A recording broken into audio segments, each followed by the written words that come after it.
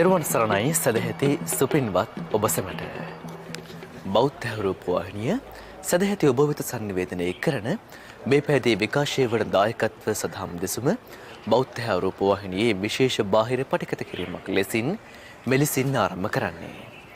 අද මේ උතුම් වූ දේශනාව වෙනුවෙන් සිදු කළා වූ ආරාධනය පිළිගෙන මේ ධම්සභා මණ්ඩපයේ වෙත වැඩම වදාළ මයිලපිටිය මහ ආනන්ද සෙනසුනේහි ප්‍රධාන අනුශාසක මහනුවර ගම්මන්තලාව පුරාණ විහාරවාසී පූජනීය අලුත්ගම පඤ්ඤාසාර ගෞරවනීය ස්වාමින් වහන්සේ අපි හැමදෙනාම සාදුනාද නන්වා ධම්සභා මණ්ඩපයේ වෙත පිළිගනිමු.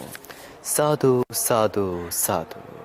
අද දේශනාව වෙනුවෙන් පින්බර දායකත්වය ලබා දී කටයුතු කරනවා වේදාගම මහවැවපාර පදිංචි ලලිතා වීරසිංහ මෑණියන් ඇතුළු ඒ පවුලේ දෝදරු පින්වත් පිරිස විසින්.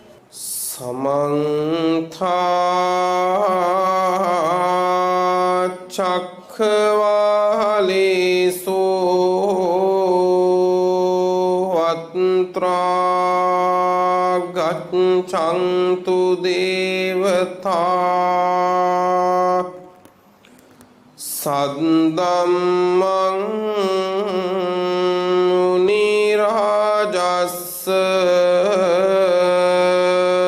සුනන්තු සග්ග මොක්ඛදං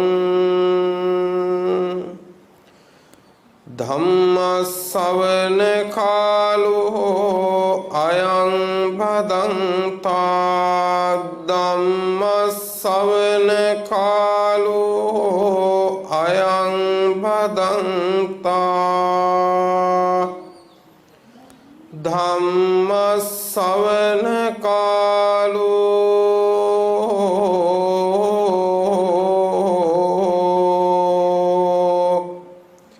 අයං භදන්තා නමෝ තස්ස භගවතු අරහතෝ සම්මා සම්බුද්දස්ස නමෝ තස්ස භගවතු අරහතෝ සම්මා සම්බුද්දස්ස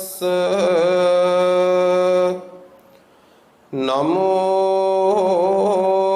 තස්ස භගවතු අරහතෝ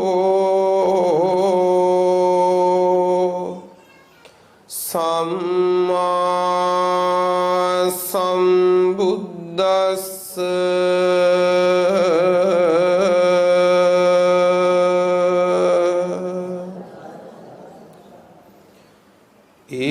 ඒසෝ භික්ඛවේ රාජා පසේනදී කෝසලෝ ධම්මචේතියානි භාසිත්වා උත්ථායාසනා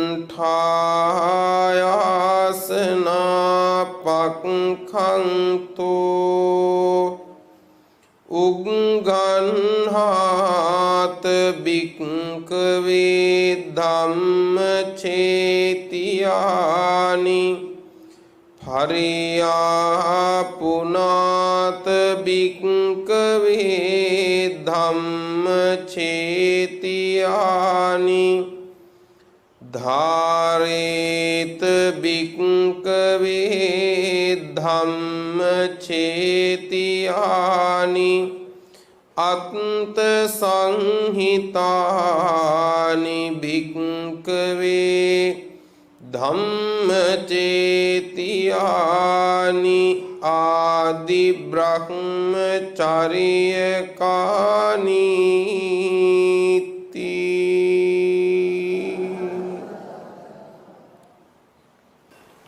විහාරාධීශ්වර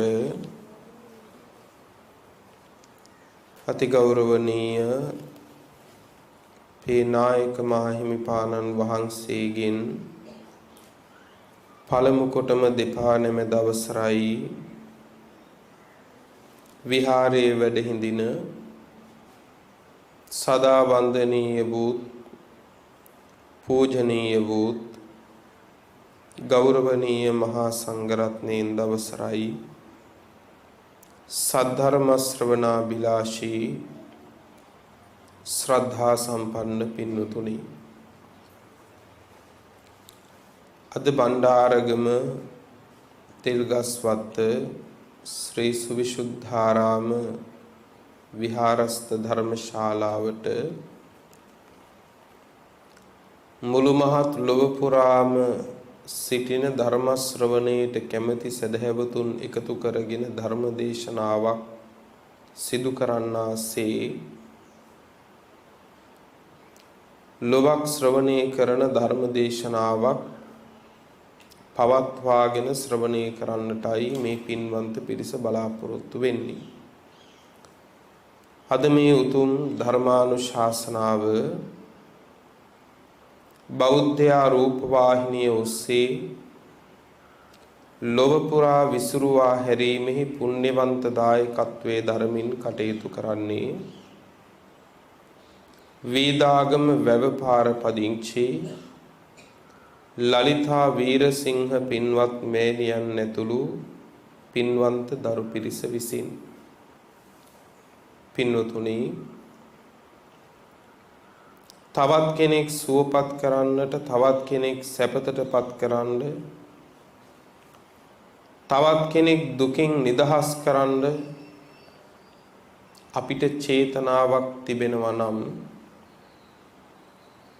එකී චේතනාවෙන් අපිට දිය හැකි දානයන් දෙකක් තියෙනවා. කළ හැකි සංග්‍රහයන් දෙකක් තියෙනවා. කළ හැකි සත්කාරයන් දෙකක් තියෙනවා. කළ හැකි අනුග්‍රහයන් දෙකක් තියෙනවා. පළවෙනි දීමනාව තමයි ආමිසයෙන් කරන දීමනාව. ආහාර පාන භවභෝග සම්පත් ආදී නොඑක් දේවල් වලින් පින්නතුනේ අපිට කෙනෙකුට සංග්‍රහ කරන්න පුළුවන්. දෙවෙනි දීමනාව තමයි ධර්මයේ දීමනාව. ධර්මයේ දෙන්න පුළුවන්. කෙනෙකුට බඩගින්නේ ඉන්නවා කියලා දැනුනම ප්‍රණීත ආහාර වලින් අපිට එයාගේ කුස පුරවන්න පුළුවන්. මොනතරම් ප්‍රණීත ආහාරයකින් අපි ඔහුගේ කුස පිරෙව්වත් හෝරා කීපයක් යනකොට ඒ සැපේම නැවත වාරයක් ඒ පුද්ගලයාට දුකක් බවට පෙරලෙනවා. කියන්නේ ආපහු වාරයක් කුසගින්න දැනෙනවා. අපිට එතකොට මේ සංසාරේ පුරාම යාට ආහාර දිදී කුසගින්න නැති කරන්න පුළුවන්ද? අපිට ඒක කරන්න බෑ. අපිට වේලක් පුළුවන් වෙයි, දෙකක් පුළුවන් වෙයි, දවසක් පුළුවන් වෙයි, මාසයක් පුළුවන් වෙයි, අවුරුද්දක් පුළුවන් වෙයි, අවුරුදු 10 15ක් 20ක් 30ක් පුළුවන් වෙයි.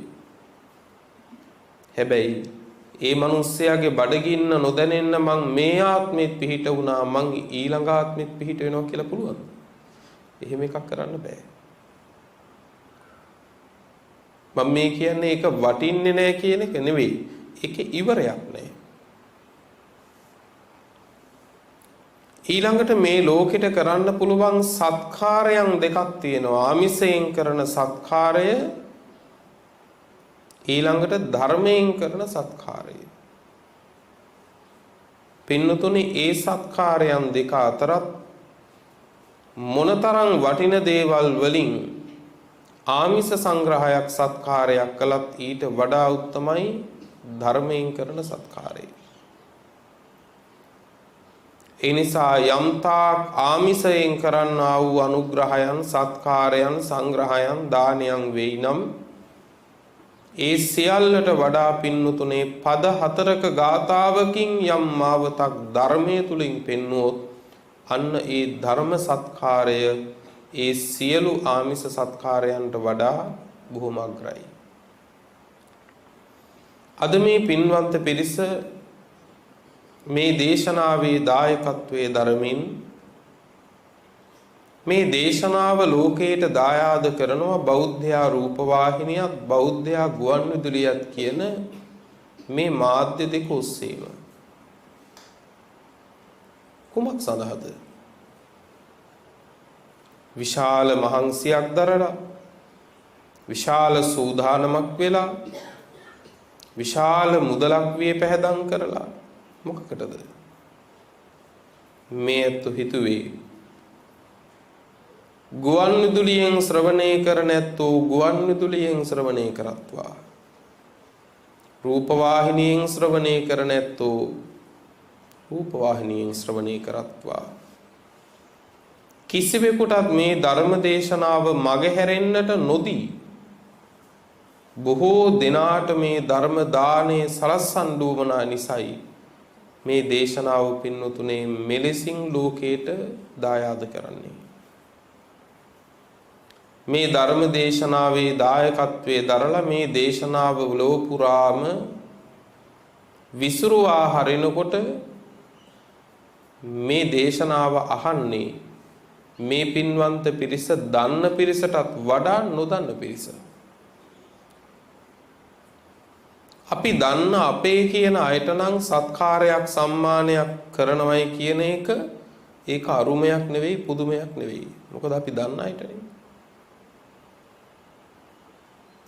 නමුත් මේ ධර්මයෙන් සත්කාරය මේ කරන්නේ අහලත් නැති දැකලත් නැති ලෝකෙ පුරා ඉන්න බොහෝ දෙනාට. එහෙනම් මොන තරම් පිරිසිදු හිතක් ධර්ම දානයක් කරන කෙනෙකුට තියෙන්න ඕනද? අන්න ඒ නිසා ලෝකයක් ධර්ම ශ්‍රවණය කරන මේ වෙලාවේ පින්නතුනේ අපි ප්‍රාර්ථනාවක් තබමු. මේ දේශනාව ශ්‍රවණය කරන සියල්ලෝ සුවසේ සංසාර දුක් කෙලවර කර ගනිත්වා කියලා. අපටත් මේ දේශනාව සුවසේ ධර්මාවබෝධයේ පිණිසම සිද්ධ වේවා කියන ප්‍රාර්ථනාවන් තුළ ඇති කරගෙන පින්නතුනි සියලු දෙනාම තාම ගෞරවයෙන් ධර්ම ශ්‍රවණය කරමු. පින්නතුනි මේ ලෝකේ බුද්ධෝත්පාදය කියන එක දුර්ලභයි. අපි කවුරුත් දන්නවා බුද්ධෝත්පාදෝච දුර්ලභෝ කියලා. සම්මා සම්බුදුරජාණන් වහන්සේ නමකගේ පහළවීම දුර්ලභයි කියලා ධම්මපදයේම එක ගාථාවක සඳහන් කරනකොට එහිම තව ගාථාවක දේශනා කරනවා පින්නතුනේ සුඛෝ බුද්ධානං උපාදෝ. සුඛෝ බුද්ධානං උපාදෝ කියන්නේ බුදුවරයන් වහන්සේලාගේ උපත බොහොම සැපදායකයි.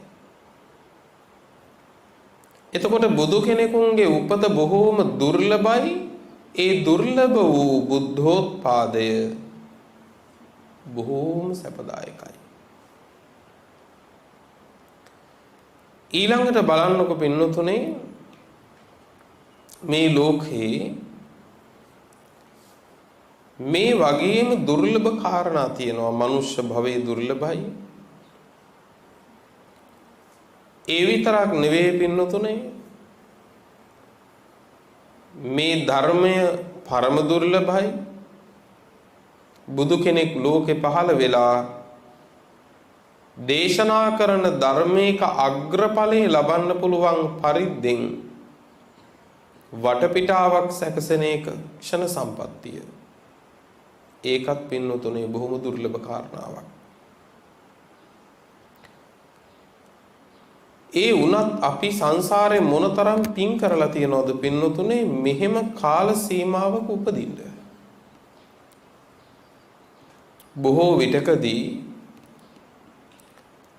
අපිට තේරෙන්නේ නැහැ අපි සංසාරේ මොනතරම් දුක් විඳද මොනතරම් දුක් ගැහැටවලට වැටිලා හිටියද කියලා. ඒ නිසා පින්නතුනේ අපි මේ ජීවිතේ බොහෝ දෙනෙක් නොඑක් දේවල් වලින් මත් වෙනවා. මත් වෙලා අකුසල් කරගන්නවා. අපි ටිකක් හිතලා බලන්න වටිනවා මේ සංසාරේ මොනතරම් බිහිසුණුද කියලා. මේ අපිට ලැබිලා තියෙන අවස්ථාව මොන තරම්නම් දුර්ලභද කියලා. පින්නතුනේ ඔබත් මමත් මේ උපත ලැබලා ඉන්නේ මහා භද්‍ර කල්පයක. මහා භද්‍ර කල්පයක. සමහර කල්ප තියෙනවා පින්නතුනේ මේ ලෝකේ බුදුවරු පහළ නොවෙන. ඒ කල්පවලට කියනවා ශූන්‍ය කල්ප කියලා. ශූන්‍ය කියලා කියන්නේ හිස් කියන එකයි. එතකොට ඒ කල්පයටම කියන්නේ ශූන්‍යයි, හිස්. හැමදේම නැත්තේ නෑ. හැමදේම නැත්තේ නෑ. මිනිස්සුත් ඉන්නවා. දෙව්ලොව දෙවියොත් ඉන්නවා. ධන ධාන්‍ය ආදියක් තියෙනවා. කණ්ඩ බොණ්ඩ දේවලුත් තියෙනවා. ඒත් අපි ඒ කල්පයටම කියනවා ශූන්‍ය කල්පයක්, හිස් කල්පයක් කියලා. එහෙනම් මතක තියාගන්න මේ ලෝක ධාතුවේ පින්නතුනේ මොනවා තිබුණත් බුදු කෙනෙක් පහළ වෙලා නැත්නම් ඒ කල්පය හිස්. මේ ලෝකේ මොනවයින් පිරීලා තිබුණත් මොනවයින් සමෘද්ධ වෙලා තිබුණත් බුදු කෙනෙක් නැත්නම් ඒ මුළු මහත් කල්පයම ශූන්‍යයි කියනවා. හිස් වෙච්ච කල්පයක්. අපි අබුද්ධෝත්පාද කාලය කියලා කියනවා. ගැමි වහරේ අබුද්දස්ස කාලය කියනවා. ඒ බුදුවරු නැති කාල සීමාව. ඊළඟට මේ ලෝකයේ පින්නතුනේ සම්මා සම්බුදුරජාණන් වහන්සේලා එක නමක් පමණක්ම පහළ වෙන කල්ප තියෙනවා. ඒ මුළු කල්පයටම එකම එක සම්මා සම්බුදුරජාණන් වහන්සේ නමයි පහළ වෙන්නේ. අන්නේ කල්පයට නමක් කියනවා සාර කල්පය කියලා. මොකක් කියලාද කියන්නේ? සාර කල්පය කියලා කියනවා. ඊළඟට මේ ලෝකේ සමහර කල්ප තියෙනවා බුදුවරයන් වහන්සේලා ඒ කල්පයටම පහළ වෙන්නේ පින්නතුනේ දෙනමයි. ඒ මුළු කල්පයටම දෙනමක් පහළ වෙනවා. හැබැයි කවමදාකවත් ලෝකේ බුදුවරයන් වහන්සේලා දෙනමක් පෙරපසු නොවි එකවර පහළ වෙනවා කියලා එකක් වෙන්නේ නැහැ. ඇයි එහෙම වෙන්නේ නැත්තේ? ඒක ධර්මතාවයක්. ඒ කුමක් සඳහාද? දැන් බලන්න අපේ සම්මා සම්බුදුරජාණන් වහන්සේගේ උතුම් බුද්ධ ජීවිතය ඇතුළෙම පින්නතුනේ නොඑක් අසිරිමත් අවස්ථාවන් වලදී මව් කුස පිළිසිඳ ගනිද්දී ඊළඟට පින්නතුනේ මව් කුසින් සුවසේ නික්මෙද්දී ඊළඟට පින්නතුනේ උන්වහන්සේ ලෞතුරා සම්මා සම්බුද්ධත්වයට පත් වෙද්දී දම්සක් පවත්වද්දී ආයු සංස්කාරය අත්හරිද්දී පිරිනිවන් පාද්දී මේ ආදී නොයෙක් අවස්ථාවන් වලදී මේ මහ පොළොව පින්නතුනේ රාව නංවමින් වෙවුලන්න පටන් ගත්තා. අතිශයින්ම වෙවුලන්න කම්පා වෙන්න පටන් ගත්තා. මේ එක බුදු කෙනෙක් ලෝකේ පහළ වෙලා. මේ එක බුදු කෙනෙක් පහළ වෙලා මේ තරම් රාව නංවමින් මහ පොළොව කම්පා වුණා නම් පින්නතුනේ බුදුවරයන් වහන්සේලා දෙනමක් එකවර පහළ වුණා. දේශනාවේ කියනවා බුදුවරයන් වහන්සේලා දෙනමක් මේ ලෝකේ එකවර පහළ වුණොත් එහෙම ඒක මේ මහ පොළොවට දරන්න බෑ කියලා. ඒක දරා ගන්න උහුලා ගන්න මහ පොළොවට බෑ. ඒ නිසා ලෝකේ කවමදාකවත් බුදුවරයන් වහන්සේලා දෙනමක් පෙරපසු නොවි එකවර පහළ වෙන්නේ නැහැ. සක්විති රජ කෙනෙකුත් ලෞතුරා බුදු කෙනෙකුත් එකවර පහළ වෙන්නේත් නැහැ. සක්විති රජ කෙනෙක් කියන්නේ දෙතිස් මහා පුරුෂ ලක්ෂණ ඇතිව ලෝක ධාතුවේ උපදින කෙනෙක්. රාහුල කුමාරයාටත් මේ දෙතිස් මහා පුරුෂ ලක්ෂණ තිබුණා.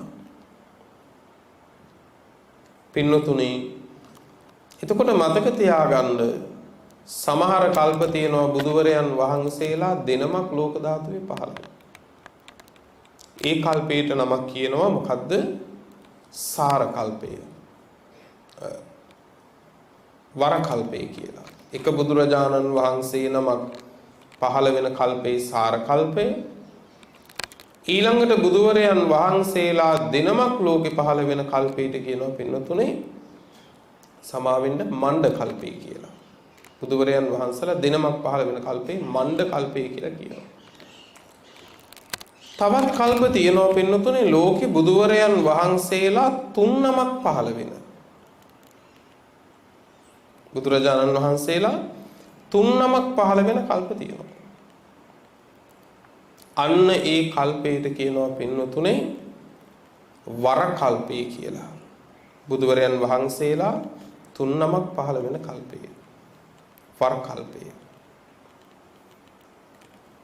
ඒ 3 නමත් එකවර නෙමෙයි. ඊළඟට මේ ලෝකේ සමහර කල්ප තියෙනවා පින්නතුනේ බුදුවරයන් වහන්සේලා 4 නමක් ලෝකේ පහළ වෙන.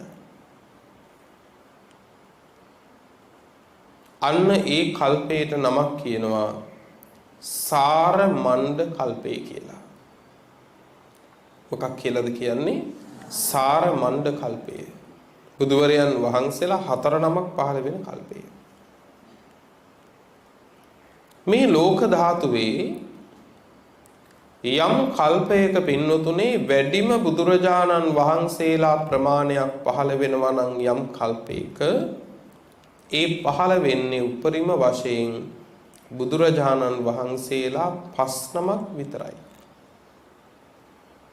කවමදාකවත් එක කල්පයක් ඇතුලේ බුදුරජාණන් වහන්සේලා 6 නමක් පහළ වෙනවා කියලා එකක් සිද්ධ වෙන්නේ නෑ. පහළ වුණොත් පහළ වෙන්නේ උපරිම වශයෙන් බුදුවරයන් වහන්සේලා 5 නමක් විතරයි. අන්න ඒ බුදුවරයන් වහන්සේලා 5 නමකගින්ම පිරිච්ච කල්පයට කියනවා භද්‍ර කල්පය කියලා. මොකක් කියලාද කියන්නේ?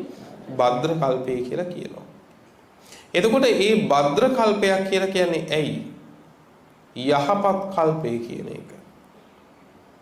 ඒ කල්පය පිරීලා තියෙන්නේ බුදුවරයන් වහන්සේලාගෙන්. මල් පළතුරු වලින් නෙමෙයි. ඒ කල්පේ පිරීලා තියෙන්නේ ලෝතුරා සම්මා සම්බුදුරජාණන් වහන්සේලාගෙන්. ඒ කල්පය සැරසිලා තියෙන්නේ පින්නතුනේ සම්මා සම්බුදුරජාණන් වහන්සේලාගෙන්. එතකොට හිතලා බලන්න මේ ලෝක ධාතුවේ බුදුවරයන් වහන්සේ නමක් පහළ නොවුනොත් ඒ කල්පයටම හිස් කල්පයක් ශූන්‍ය කල්පයක් කියලා කියද්දී එහෙම කල්ප ලෝකේ තියෙද්දී බුදුරජාණන් වහන්සේලා 5 නමකගෙන් පිරිච්ච සැරසිච්ච කල්පයක් භද්‍ර කල්පයක්. ඒ භද්‍ර කල්පයේ උපදින්නේ මොන තරම්නම් කුසල සම්භාරයක් පුදිබඳගෙන ආපු අයද? පින්නතුණිය ඔබත් මමත් මේ ඉපදිලා තියෙන්නේ එවන් මහා භද්‍ර කල්පයක. මේ කල්පයේ කකුසඳ බුදුරජාණන් වහන්සේ, කෝණාගම බුදුරජාණන් වහන්සේ, කාශ්‍යප බුදුරජාණන් වහන්සේ කියන බුදුවරයන් වහන්සේලා පහළ වෙලා පිරිනිවන් පාලා ඒ සම්බුද්ධ ශාසනත් ලෝකෙන් අන්තර්ධාන වුණා. දැන් මේ අපි ඉන්නේ සිව්වැනි බුදුරජාණන් වහන්සේ වෙච්ච ගෞතම සම්මා සම්බුදුරජාණන් වහන්සේගේ ශාසනය පවතින කාලය. ගෞතම සම්මා සම්බුදුරජාණන් වහන්සේගේ බුද්ධ ආඥාව පවතින කාලය තමයි මේ. මේක බුද්ධ රාජ්‍යයක්. බුද්ධ රාජ්‍යයක් පවතින කාලයකයි ඔබ මේ බණ අහන්නේ. මේ ශාසනය ඇවෑමෙන් මේ මහා භද්‍ර කල්පයේම ලෝක ධාතුවේ පහළ වෙනවා මෛත්‍රිය සම්මා සම්බුදුරජාණන් වහන්සේ. පින්නතුනි, අපේ සම්මා සම්බුදුරජාණන් වහන්සේ නියත විවරණ ලැබුවේ මීට සාරා සංඛ්‍ය කල්ප ලක්ෂයකට එහා පැත්තේ. කාගෙන්ද? දීපංකර සම්මා සම්බුදුරජාණන් වහන්සේගෙන් තමයි පින්නතුනේ විවරණ ලැබුවේ. එතකොට මීට බුද්ධ ශාසන කීයකට එහාද? බුද්ධ ශාසන 24කට එහා පැත්තේ. දැන් බලන්න එතකොට පින්නතුනේ දේශනාවේ කියනවා එදා ඒ විවරණ ලැබුවා නම් දීපංකර පාදමූලෙදී දීපංකර පාදමූලේ විවරණ ලැබූ දා පටන් ඒ විවරණ ලැබූ මහබෝධිසත්වයන් වහන්සේ ගෞතම නමින් සම්මා සම්බුද්ධ රාජ්‍යයට පත්වෙන තුරා මේ ලෝක ධාතුවේ එකම එක කල්පයක්වත් නැහැ භද්‍ර කල්පයක් වෙච්ච. පැහැදිලිද? දීපංකර පාදමූලයේදී විවරණ ලබාගෙන පාරමී ධර්ම සම්පූර්ණ කළා සාරාංශක කල්පලක්ෂය. ඒ සාරාංශක කල්පලක්ෂයේම පින්නතුනේ බුදුවරයන් වහන්සේලා 5 නමක් පහළ වෙච්ච එකදු කල්පයක්වත් නැහැ. ඒ එකම කල්පය තමයි මේ. හිතලා බලන්නකෝ. සාරාංශක කල්පලක්ෂයකට පස්සේ බුදුවරු 5 නමක් පහළ වෙන එකම කල්පයක පින්නතුනේ ඔබ මම මේ ඉපදිලා ඉන්නේ. එහෙව් තැනක පින්නතුනේ ධර්මයේ පිහිටක් හදාගන්න බැරි වුණොත් එහෙම අපි කොහේ මොන තැනකට වැටෙයිද? ඒ නිසා සසර ඒ තරම් දීර්ඝයි, සසර ඒ තරම් දුක්ඛිතයි බිහිසුණුයි. ඒ සාරා සංඛ්‍ය කල්ප ලක්ෂයටම ලෝකේ පහළ වෙලා තියෙන බුදුරයන් වහන්සේලා 24 නමයි. හොඳට හිතලා බලන්න. සාරා සංඛ්‍ය කල්ප ලක්ෂයක් තුරාවට බුදුවරයන් වහන්සේලා 24 නමක් පහළ වුණා. එහෙනම් බුදුවරු ඇති කාලයේද වැඩි, බුදුවරු ලෝකේ නැති කාලයේද වැඩි? බුදුවරයන් වහන්සේලා ලෝක ධාතුවේ නැති කාලයේ තමයි පින්නතුන වැඩි. දේශනාවේ කියනවා පින්නතුනි දීපංකර සම්මා සම්බුදුරජාණන් වහන්සේ ලෝක ධාතුවේ පහළ වෙන්න කලින් ඒ කාලය බුදුවරයන් වහන්සේලා 4 නමක් පහළ වෙච්ච කල්පයක්. දීපංකර බුදුරජාණන් වහන්සේ ලෝකේ පහළ වුණේ.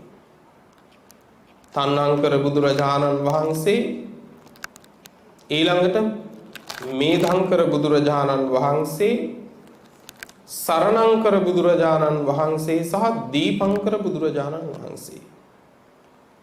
ඒ එකම කල්පේ බුදුරජාණන් වහන්සේලා 4 නමක් ලෝකේ පහළ වෙලා තියෙනවා. එහෙම පහළ වෙලා පින්නතුනේ එතන ඉඳලා දීපංකර බුදුරජාණන් වහන්සේට පස්සේ මේ ලෝක ධාතුවේ පහළ වෙන්නේ කොණ්ඩඤ්ඤ කියන සම්මා සම්බුදුරජාණන් වහන්සේ. ඒ කොණ්ඩඤ්ඤ කියන සම්මා සම්බුදුරජාණන් වහන්සේ ලෝකේ පහළ වුණේ දීපංකර බුදුරජාණන් වහන්සේ පහළ වෙලා පින්නතුනේ කල්ප අසංඛ්‍යයකට පස්සේ. එතකොට දීපංකර බුදුරජාණන් වහන්සේ පිරිනිවන් පෑතන පටන් පින්නතුනේ කල්ප අසංඛ්‍යයක් මේ ලෝක ධාතුවේ බුදුවරයන් වහන්සේලා පහළ වෙලා නැහැ. කල්ප අසංඛ්‍යයක් එක දිගට පින්නතුනේ ශූන්‍යයි. කල්ප අසංඛ්‍යයක් එක දිගට පින්නතුනේ බුද්ධ ශූන්‍ය වෙනකොට එදා ඒ ලෝක ධාතුව කොහොම තියෙන්නේ නැද්ද? කුසලයේ මොකද්ද දන්නේ නැහැ. පින පවා අඳුන ගන්න දන්නේ නැහැ. මොන තරම්නම් ඒ සසර ඒ කාලයේ උපන්න සත්වයා වාසය කළ සත්වයා මොන තරම්නම් අවුලෙන් අවුලටපත් වෙන්නේ නැද්ද? කල්ප අසංඛ්‍යයක්. කල්ප අසංඛ්‍යයකට පස්සේ පින්නතුනේ මේ ලෝකේ ඒ කොණ්ඩඤ්ඤ සම්මා සම්බුදුරජාණන් වහන්සේ පහළ වුණා. කොණ්ඩඤ්ඤ බුදුරජාණන් වහන්සේ පිරිනිවන් පෑවට පස්සේ පින්නතුනේ ඔන්න එකම කල්පයක පහළ වුණා නැවත වාරයක් බුදුරජාණන් වහන්සේලා 4 නම. කවුද ඒ හතර නම? මංගල බුදුරජාණන් වහන්සේ, සුමන බුදුරජාණන් වහන්සේ, රේවත බුදුරජාණන් වහන්සේ සහ සෝභිත කියන බුදුරජාණන් වහන්සේ. ඒ බුදුරජාණන් වහන්සේලා හතර නම ලෝකෙ පහළ වුණා. ඒ කොච්චර කාලෙකින්ද? නැවතත් කල්ප අසංඛ්‍යයකට පස්සේ. එතකොට දීපංකර බුදුරජාණන් වහන්සේගෙන් ඉඳලා කොණ්ඩඤ්ඤ බුදුරජාණන් වහන්සේ දක්වා කල්ප අසංඛ්‍යයක් බුදුවරු නැහැ. කල්ප අසංඛ්‍යයකට පස්සේ මේ ලෝකේ බුදුවරු හතර නමක් පහළ වුණා. මංගල, සුමන, රේවත සහ සෝභිත කියන බුදුරජාණන් වහන්සේලා හතර නම. ඒ හතර නමින් පස්සේ නැවත පින්නතුනේ කල්ප අසංඛ්‍යයක් ලෝක ධාතුවේ බුදුවරු නැහැ. ඊට පස්සේ කල්ප අසංඛ්‍යයකින් මේ ලෝක ධාතුවේ නැවත පහළ වුණා පින්නතුනේ පදුමුත්තර කියන සම්මා සම්බුදුරජාණන් වහන්සේ. ඒ පදුමුත්තර බුදුරජාණන් වහන්සේ පහළ වුණේ නැවත වාරයක් පින්නතුනේ කල්ප අසංඛ්‍යයකට පස්සේ. එතකොට මෙහි කියන්නේ ගෞතම බුදුරජාණන් වහන්සේගේ පටන් බලනකොට උන්වහන්සේ ලෝක ධාතුවේ පහළ වුණේ මීට කල්ප ලක්ෂයකට එහා පැත්තේ. පින්නතුනේ සසර හැටි පේනවද? පදුමුත්තර බුදුරජාණන් වහන්සේ පහළ වුණා කල්ප ලක්ෂයකට එහා පැත්තේ. මීට කල්ප ලක්ෂයකට එහා පැත්තේ. එයි උන්වහන්සේට පදුමුත්තර කියන්නේ. මේ සම්බුද්ධ ශාසනයේ බොහෝ ශ්‍රාවක ශ්‍රාවිකාවෝ ඒ අගපදවි වලටපත් වෙන්න නියත විවරණ දීලා තියෙන්නේ මේ පදුමුත්තර බුදුරජාණන් වහන්සේ. ඒ උන්වහන්සේට පදුමුත්තර කියන්නේ. පින්නතුනේ ඊට හේතුව කියනවා උන්වහන්සේ මේ ලෝක ධාතුවේ උපදින දවසේ ලෝතුරා සම්මා සම්බුද්ධ රාජ්‍යයට පත් වෙන දවසෙත් කියන මේ අවස්ථා දෙකේදීම උපදින දවසෙත් ලෝතුරා බුදු වෙන දවසෙත් කියන මේ අවස්ථා දෙකේදීම දස දහසක් සක්වලට නෙළුම් මල් වෙහි වැස්සා කියනවා. නෙළුම් මල් වෙහි වස්වමින් උපන්න නිසා බුදු වෙච්ච නිසා ඒ සම්මා සම්බුදුරජාණන් වහන්සේට පදුමුත්තර කියලා නම ලැබුවා. උන්වහන්සේ පහළ වුණේ මීට කල්ප ලක්ෂයකට එහා පැත්තේ. එතන ඉඳලා පින්නතුනේ ආපහු බුද්ධ ශූන්‍යයි. කොච්චර කාලයක්ද?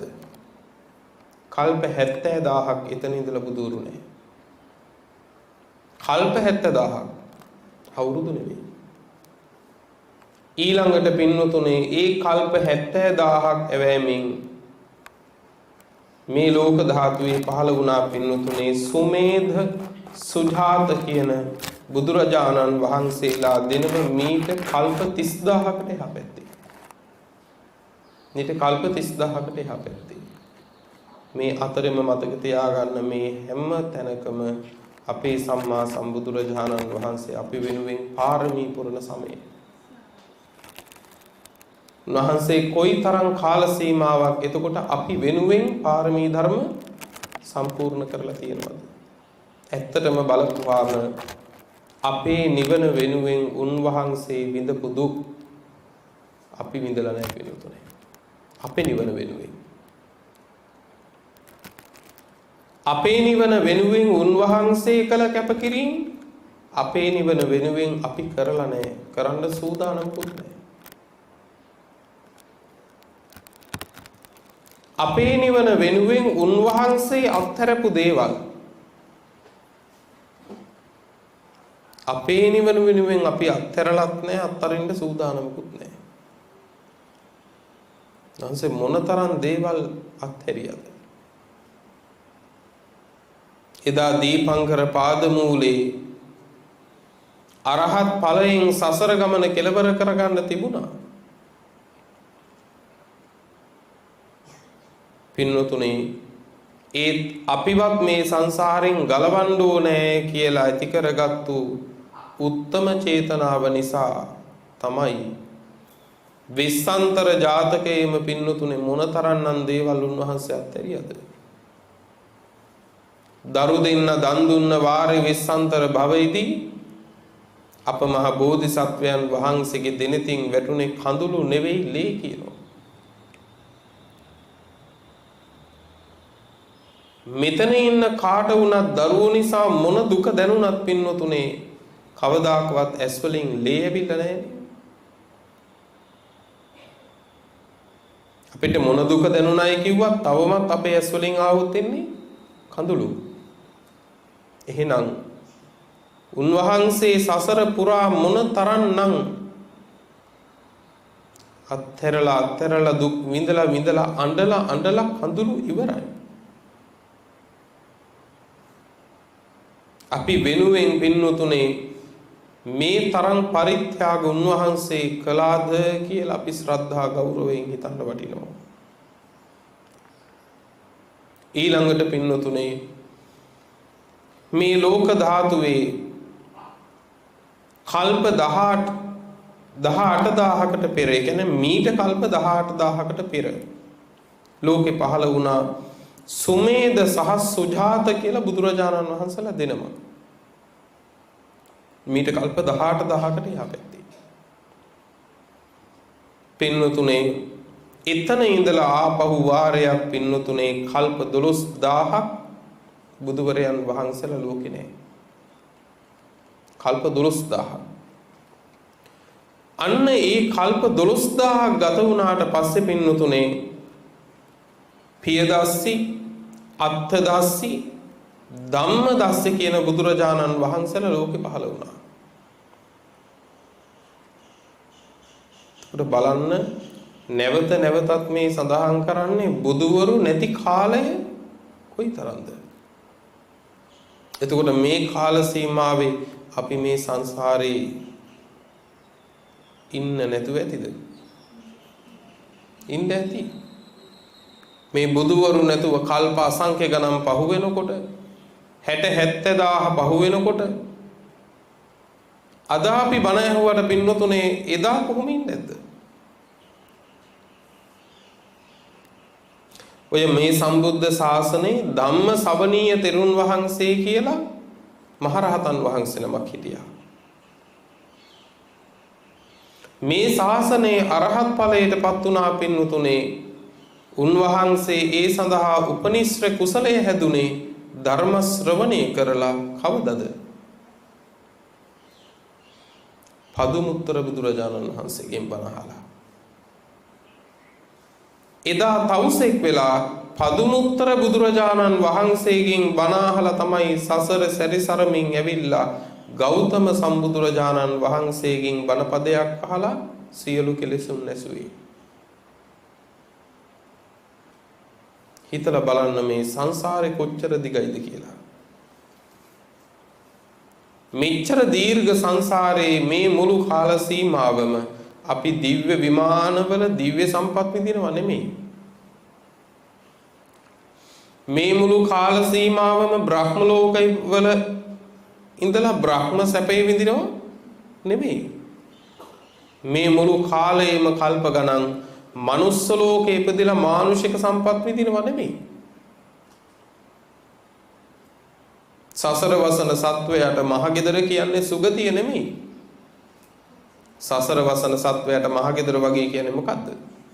හතර අපාය, දුගතිය. එහෙනම් වැඩිම කාලයක් අපි ආපහු වැටුනේ කොහෙද? දුගතියමයි.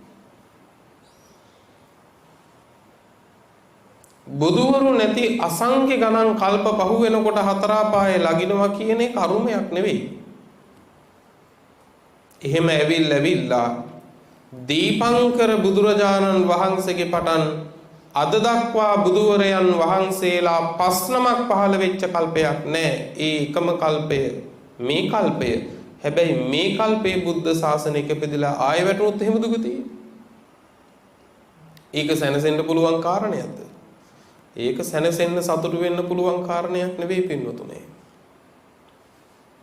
මෙන්න මේ බුද්ධෝත්පාදය සම්බුද්ධ ශාසනයක වටිනාකම දන්න නිසා තමයි පින්නතුනේ ඇතැම් උතුමන් වහන්සේලා අරහත් ඵලයට පත්වී මිසකණං දානයක් වළඳන්නේ නැහැ කියලා පින්නතුනේ පර්වත මුදුනට නැගලා වීරිය කළේ. කුසගින්නේ අපවත් වුණා. ඒත් වීරියත් හැරියේ නැහැ. මේ බුද්ධෝත්පාදයේ ඒ තරම් දුර්ලභ බව දන්න නිසා. පින්නතුනේ ඒ කල්ප 12000කට පස්සේ පහළ වුණා බුදුරජාණන් වහන්සේලා තුන්නමක් සුමේද සුජාත බුදුරජාණන් වහන්සේලාගෙන් පස්සේ පියදස්සි අත්තදස්සි ධම්මදස්සි කියන බුදුරජාණන් වහන්සේලා තුන්නම. එතන ඉඳලා පින්නතුනේ කල්ප 12000ක් ආපහු පින්වත්නි කියන්නේ ඒ කාල සීමාව බුද්ධ ශූන්‍යයි. ඊළඟට කියනවා මීට කල්ප 94කට පෙර මේ ලෝක ධාතුවේ සිද්ධාර්ථ කියන බුදුරජාණන් වහන්සේ පහළ වුණා.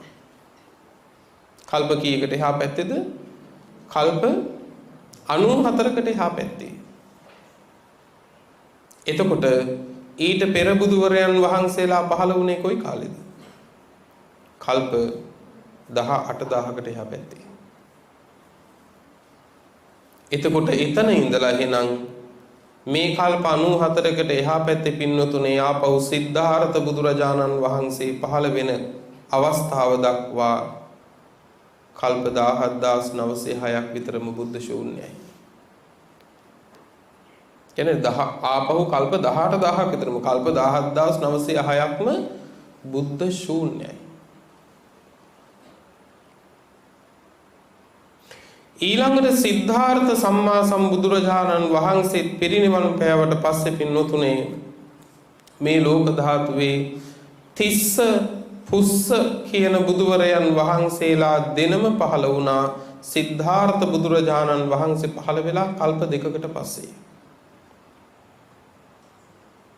ආපහු වාරයක් පින්නතුනේ ඊළඟට විපස්සී කියන බුදුරජාණන් වහන්සේ පහළ වුණා මීට කල්ප 91කට එහා පැත්තේ. කල්ප 91කට එහා පැත්තේ.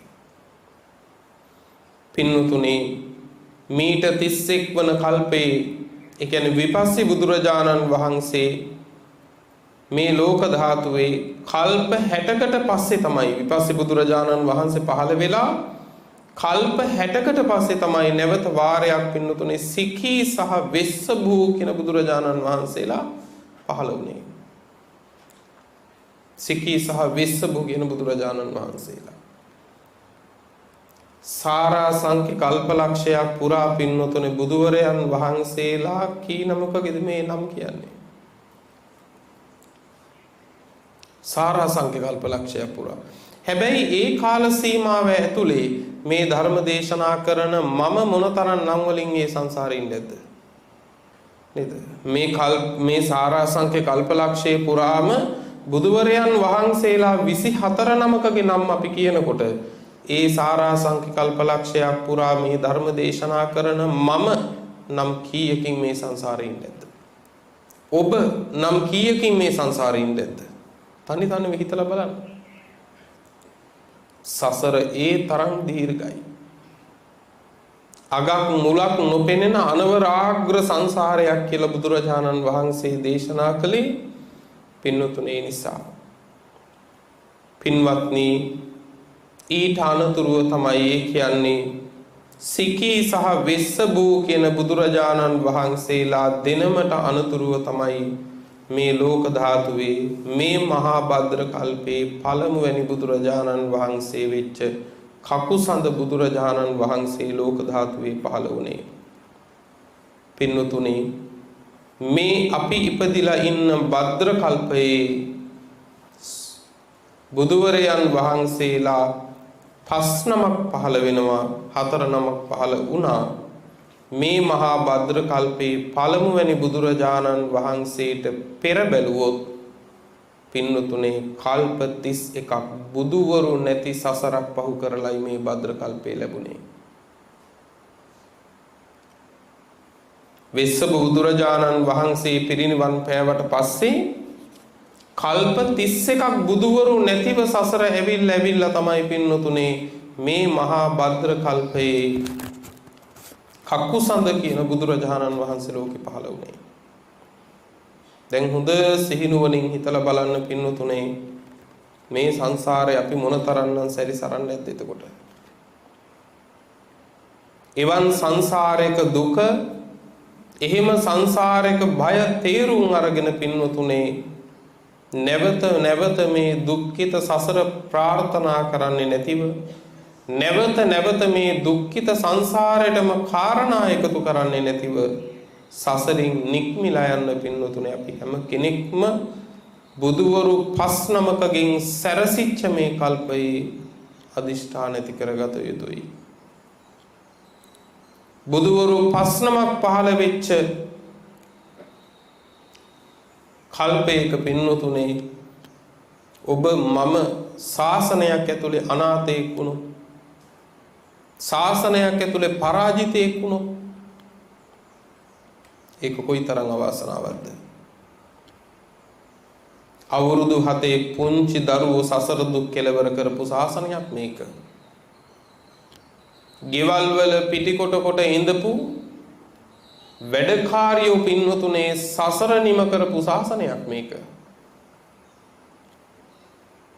රජ මැදුරු වල පින්වතුනේ බැලමෙහිකම් කාර කර ඉඳපු උපාසක උපාසිකාවෝ පින්වතුනේ බහුශ්‍රුත වෙලා මාර්ගඵල ලබාගත්තු ශාසනයක් මේක. එහෙම ශාසනයක පින්වතුනේ ඔබ මම පරාජිතයෙක් වෙන්න ඕනද? එහෙම ශාසනයක ඔබ මම අනාථයෙක් වෙන්න ඕනද? එහෙම වෙන්න ඕනකමක් නැහැ. ඒ නිසා ඔබ හැම කෙනෙක්ම අදිෂ්ඨාන කරගන්න මේ දුර්ලභ වූ බුද්ධෝත්පාදය මට ලැබුණේ තවත් වාරයක් මේ සංසාරයේ ඇවිදින්න නෙවෙයි. බුදුරජාණන් වහන්සේ මේ තරම් මට අනුකම්පා කරලා තියෙන්නෙම බුදුරජාණන් වහන්සේ පිරිනිවන් පාන වෙලාවේ උන්වහන්සේගේ ධාතුන් වහන්සේලා පවා විසිරේවා කියලා අදිෂ්ඨාන කරන්නේ අපිට අනුකම්පාවෙන්. පින්නතුනේ ලෝකේ පහළ වෙන දීර්ඝායුෂ්ක බුදුරජාණන් වහන්සේලා අදිෂ්ඨාන කරන්නේ නැහැ ධාතුන් වහන්සේලා විසිරේවා කියලා. එක ධර්මතාවයක් පින්නතුනේ දීර්ඝායුෂ්ක බුදුරජාණන් වහන්සේලාගේ ධාතුන් වහන්සේලා විසිරෙන්නේ නැහැ. අපේ සම්මා සම්බුදුරජාණන් වහන්සේගේ මුළු බුද්ධ ජීවිතේම අවුරුදු 80යි.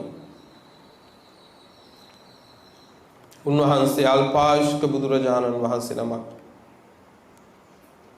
උන්වහන්සේ පිරිනිවන් පාන්න ආසන්නයේ අදිෂ්ඨාන කළා මාගේ ශාරීරික ධාතුන් වහන්සේලා විසිරියේවා කියලා. ඒ ඇයි? උන්වහන්සේ සිහි කළා මම මේ ලෝක ධාතුවේ වැඩ සිටි බොහොම ටික කාලයයි. එහෙනම් මේ කාලය ඇතුලේ මාව දකින්න ලැබුණෙත් මේ ලෝකේ බොහෝම ස්වල්ප දිනෙකට විතරයි. බොහෝ පිරිසකට මාව දැක ගන්න බැරි වුණා. මං පිරිනිවන් පෑවත් මාගේ ශාරීරික ධාතුන් වහන්සේලා තුලින් හෝ අනාගතයේ සදහැවත් තුමා දකීවා කියලා තමයි උන්වහන්සේ අදිෂ්ඨාන කරලා ධාතුන් වහන්සේලා විසිරෙන්න හැරියේ. ධාතුන් වහන්සේලා වන්දනා කරලා හරි බුදුන් වන්දනා කළා හා සමානව අපිට කුසල් කරගන්න. ධාතුන් වහන්සේලා දැක බලාගෙන බුදුන් දැක්කා හා සමානව හිත සතුටු කරගන්න. අන්න ඒකට අනුග්‍රහ කරලයි උන්වහන්සේ පින්නතුනේ ධාතුන් වහන්සේලා විසිරෙන්න අදිෂ්ඨාන කළේ. පිරිනිවන් පාන වෙලාවෙත් උන්වහන්සේ හිතලා තියෙන්නේ උන්වහන්සේ ගැන නෙවෙයි. ඒ මොහොතේ උන්වහන්සේ හිතලා තියෙන්නේ මේ අදටත් ඉන්න අපි ගැන. එදා ඒ අදිෂ්ඨානය නොකළා නම් අපිට දනදා හාමුදුරුවෝ නැහැ. එදා ඒ අදිෂ්ඨානය නොකළා නම් අකු ධාතුන් වහන්සේ, ලලාට ධාතුන් වහන්සේ, ග්‍රීවා ධාතුන් වහන්සේ, ස්වර්ණමාලි මහා සෑයේ ධාතුන් වහන්සේලා ද්‍රෝණයක් මේ එකක්වත් අපිට නැහෙනි. කාශ්‍යප සම්මා සම්බුදුරජාණන් වහන්සේ වෙනුවෙන් හැදුවේ එක සෑයයි. එක සෑයයි. හැබැයි අද අපේ ලංකා ද්වීපෙම සම්මා සම්බුදුරජාණන් වහන්සේගේ ධාතුන් වහන්සේලා තැන්පත් කරලා මොන තරම්නම් සෑයවල් හදලා තියෙනවද? එහෙනම් බුදුරජාණන් වහන්සේ මේ අපිව දැකලා අපිට මොනතරම් අනුග්‍රහ කරලා තියෙනවද? අනාගතයේ සදහැවත්තු පහළ වෙනවා. ඒ ධාතුන් වහන්සේලා වැඳ පුදාගෙන දැක බලාගෙන බුදුන් දැක්කාසේ කුසල් කරගන්න උන්වහන්සේ අපිට අනුග්‍රහ කරලා නැද්ද? කරලා තියෙනවා පින්නතුනේ. මං ඒකයි කිව්වේ මෙහෙම සමයක උපදින්න අපි කොයිතරම් සංසාරේ කුසල් කරන්නේ නැද්ද? මොන තරම් පින් කරගන්න නැද්ද? බුදුරජාණන් වහන්සේ අපිව දැකලා අපිට මොන තරම්නම් අනුකම්පා කරලා තියෙනවද? මේ අවස්ථාවෙන් ප්‍රයෝජනය නොගත්තොත් අපි බුදුරජාණන් වහන්සේ සතුරුකමින් ඇසුරු කරපු විරිසක් වෙනවා. ඒකට මතක තියාගන්න. මජ්ක්‍ධිම නිකායේ සූත්‍රයක් තියෙනවා මහා ශුන්්‍යත කියලා. තව සූත්‍රයක් තියෙනවා එතනම චූල ශුන්්‍යත කියලා. මේ සූත්‍ර දෙකෙන් චූල ශුන්්‍යත සූත්‍රය එක තැනක බුදුරජාණන් වහන්සේ පෙන්නනවා ආනන්ද ශ්‍රාවකයෝ මා හතුරුකමින් ඇසුරු නොකළ යුතුයි. ආනන්ද මාව හතුරුකමින් ඇසුරු කරන්න එපා. මිතුරුකමින් ඇසුරු කරන්න කියනවා.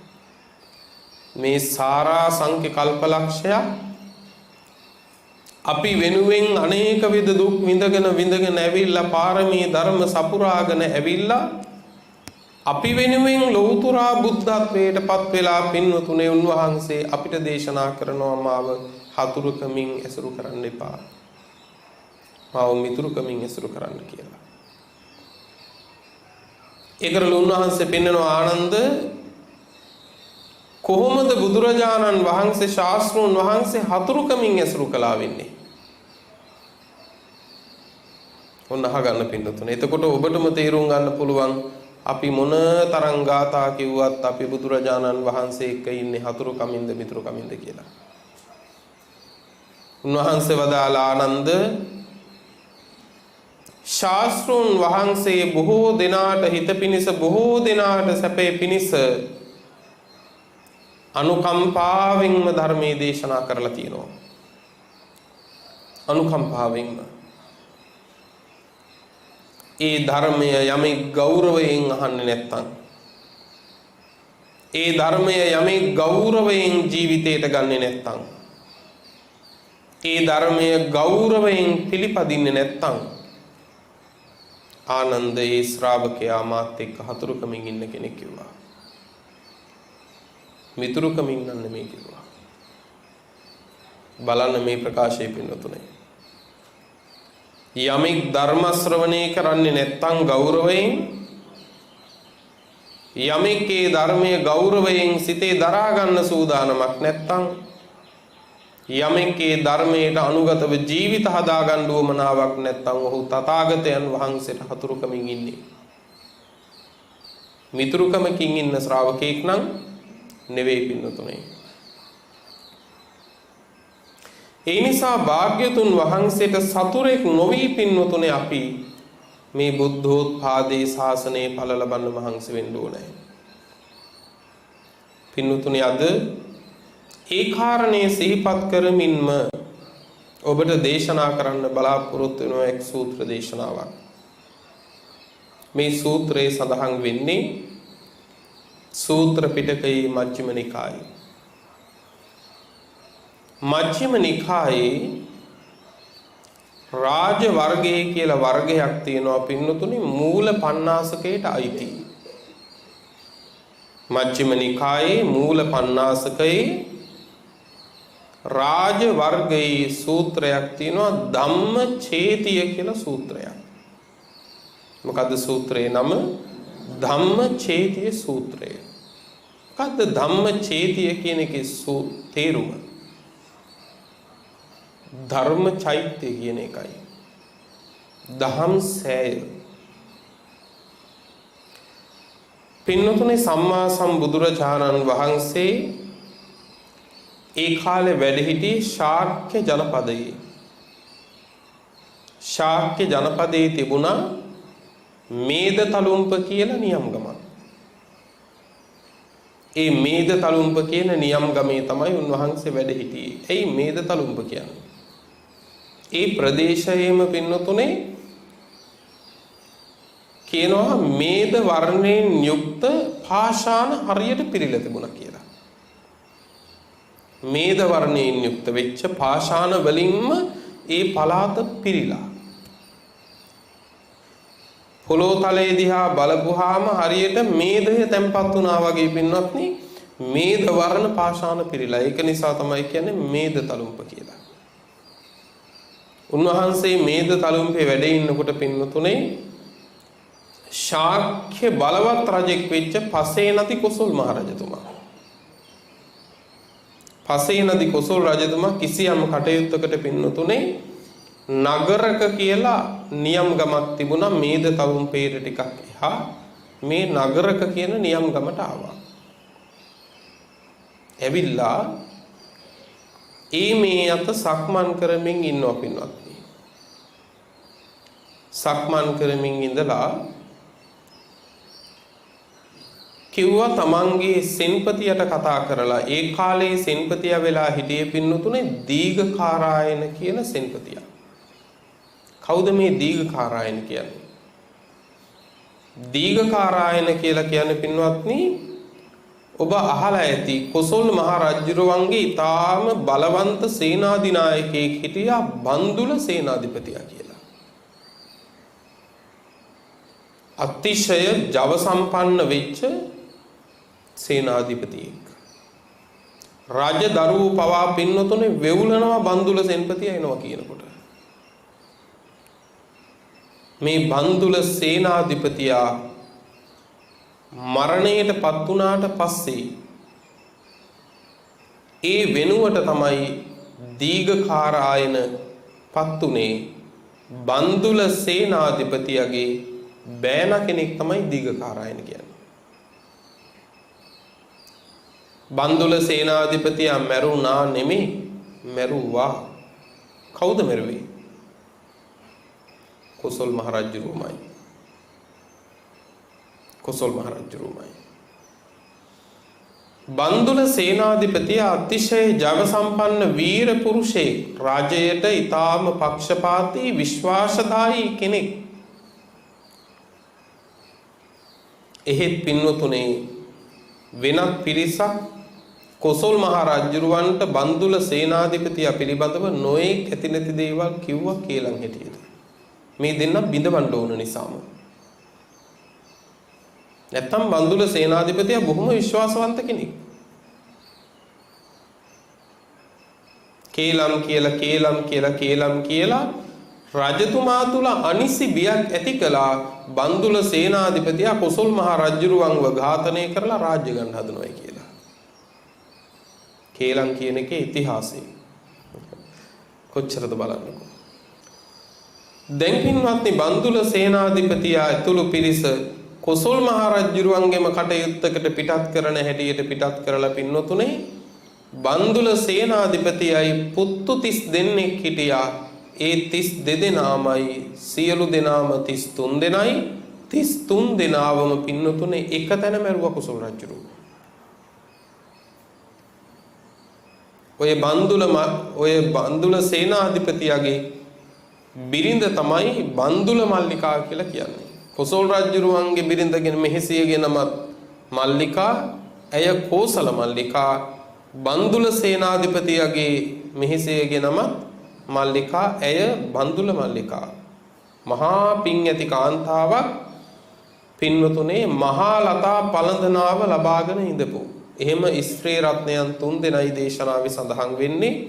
මහා ලතා පළඳනාව ලබාගෙන හිටපු සුජාතා සිටු දේවියයි විශාඛා මහ උපාසිකාවයි මේ කියන බන්දුල මල්ලිකාවයි බන්දුල සේනාධිපතියගේ බිරිඳයි. එය හරීම ශ්‍රද්ධාවන්තයි. මේ බන්දුල සේනාධිපතිය ඇතුළු පුත්තු 33 දෙනාවම මැරුවෙත් බන්දුල මල්ලිකාව ගෙදර 509කට දන් දීදී ඉන්න අතරතුර සම්මා සම්බුදුරජාණන් වහන්සේ ඇතුළු 509ක් ගෙදර වඩා හිඳවගෙන දන් දෙනකොටම පින්වතුනේ 80ක් රාජපුරුෂයෙක් අරන් ආවා. ඇවිල්ලා මල්ලිකාව අතට දුන්නා. මල්ලිකාව දිගෑරලා බැලුවා බලලා එහෙමම ඉනේ රඳවගත්තා. දැන් ආපහු කිසිම වෙනසක් නැහැ. බන්දුල මල්ලිකාව දානි පූජා කරනවා. දානි පූජා කරලා ටික වෙලාවක් යනකොට පින්නතුනේ 16ක් අතින් ගිතෙල් කලයක් බිම වැටිලා බිඳිලා ගියා. බන්දුල මල්ලිකාව හැරිලා බැලුවා මේ මොකද්ද කියලා.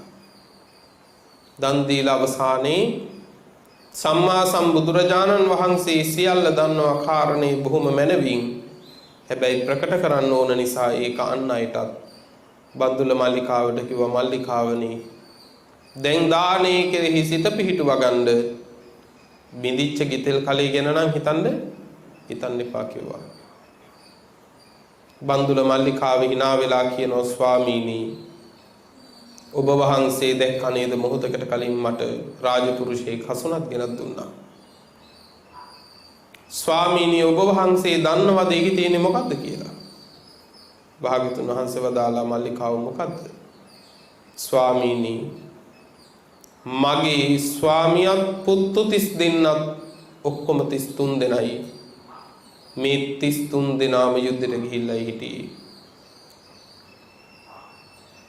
ස්වාමීනි මේ පණිවිඩය ආවේ මගේ ස්වාමියාත් පුත්තු 33 දෙනාමත් එක ගොඩේ කපලා කියලා.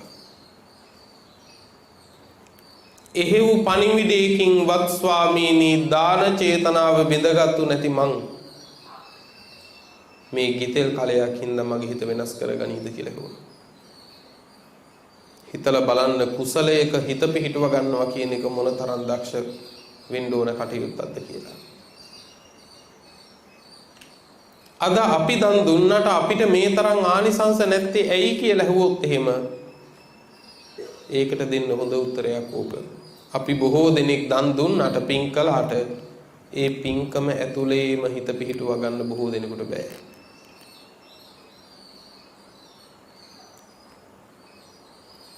පින්නතුනි අන්න ඒ බන්දුල සේනාධිපතියගේ බෑන කෙනෙක් තමයි මේ දීඝකාරායන කියලා කියන්නේ.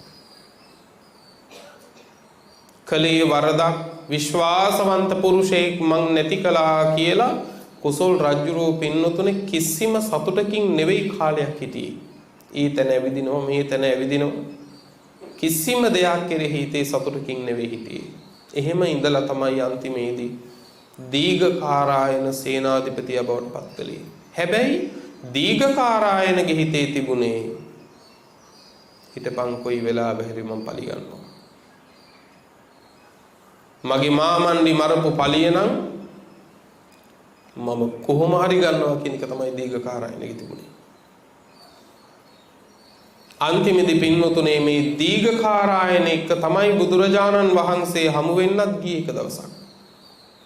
මේ නගරක නියම් ගමට ආවට පස්සේ ඇවිදින අතරතුර දීඝකාරායනට කිව්වා මිත්‍රය හොඳ සුදුසු යානාවන් හදන්න කිව්වා සූදානම් කරන්න අපි උයන්සිරි නරඹන්න යන් කිව්වා.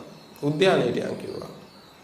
එහෙමයි මහරජුරුවන් වහන්සේ කියලා ඊටාම අගනා වටිනාම යානාවන් පින්තුනේ සූදානම් කළා. සූදානම් කළාට පස්සේ කොසල් මහරජුරුව පින්වතුනේ ඒ උයන්සිරි නරඹන්න ගිහිල්ලා ඒ උයන ඇතුලේ පින්වතුනේ පයින් ඇවිදිනවා. ඒ ඇවිදිනකොට දැක්කා මේ උයන මොන තරම් ලස්සනද. මේ ගස් කොළන් යට හරීම නිදහස්. හිත පැහැදෙනවා.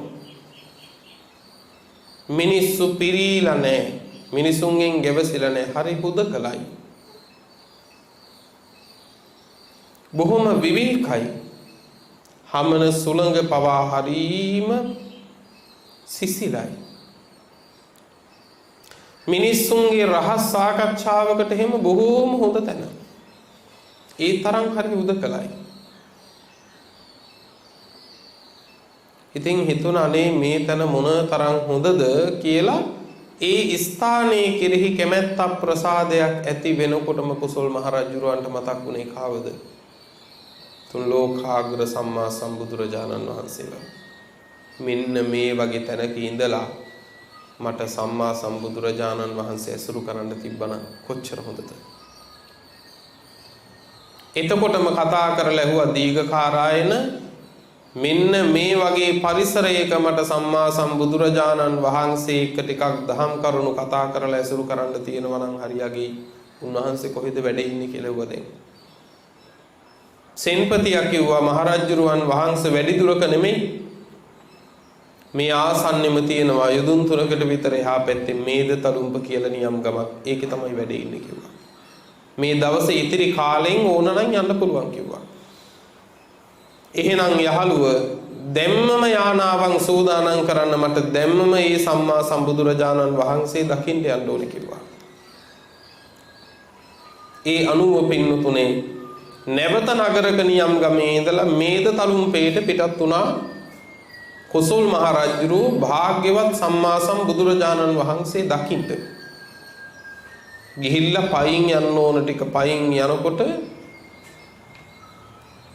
ඒ භාග්‍යවතුන් වහන්සේ වැඩ ඉන්න තැන එළියේ බොහෝ දෙනා වහන්සේලා පින්නතුනේ සක්මන් කරනවා. උන්වහන්සේලා ළඟට නිහඬව ගිහිල්ලා වන්දනා කරලා ඇහුවා ස්වාමීනි මම කුසල් රජුරෝ මට සම්මා සම්බුදුරජාණන් වහන්සේ හමු වෙන්න ඕනේ. උන්වහන්සේ කොහෙද ඉන්නේ කියලා ඇහුවා. ස්වාමින් වහන්සේලා කිව්වා මහරජ අන්න අර පේන්නේ විහාරේ කිව්වා. ඔය විහාරෙට නිශ්ශබ්දව තරප්පු පෙළ ගොඩ වෙලා නගින්න කිව්වා. නිශ්ශබ්දව. මොකද භාග්‍යවතුන් වහන්සේ නිහඬ බවට හරි කැමති කිව්වා. ඔන්න ඔබට ඉගෙන ගන්න තියෙන දේවල්. භාග්‍යවතුන් වහන්සේ නිහඬ බවට හරි කැමති. ඔය ඇත්තෝ විහාරේ කෑ ගහන්නේ නැද්ද? බුදුන් වදින්න කියලා විහාරයට ආපුවම තොරතෝංචියක් නැති බලිබිලි කතාව විහාරය ඇතුලේ. බුදුහාමුදුරුවෝ කැමති නැහැ පින්වතුනි ඔකට. හරියට බුද්ධ ගෞරවය හදාගන්න. අපි බොරුවට මල් ටිකක් අරන් ගිහිල්ලා බුදුහාමුදුරුවෝ ඉස්සරහා තියලා බුදුරජාණන් වහන්සේ කැමැතිම නිහඬකම විනාශ කරලා නම් එළියට බහින්නේ. දීපු දෙයට වඩා නැති කරපු දේ උන්වහන්සේට විශාලද නැද්ද? විශාලයි. පුරුදු වෙන්න. ඔය පුංචි දරු පැටව විහාරයට එක්කගෙන යනකොට කියලා දෙන්න ඔය දරුවන්ට. පුතේ භාග්‍යවතුන් වහන්සේ වැඩ ඉන්න තැනට මේ ආවේ. අපේ භාග්‍යවතුන් වහන්සේ නිහඬ බවට හරි කැමතියි කියලා.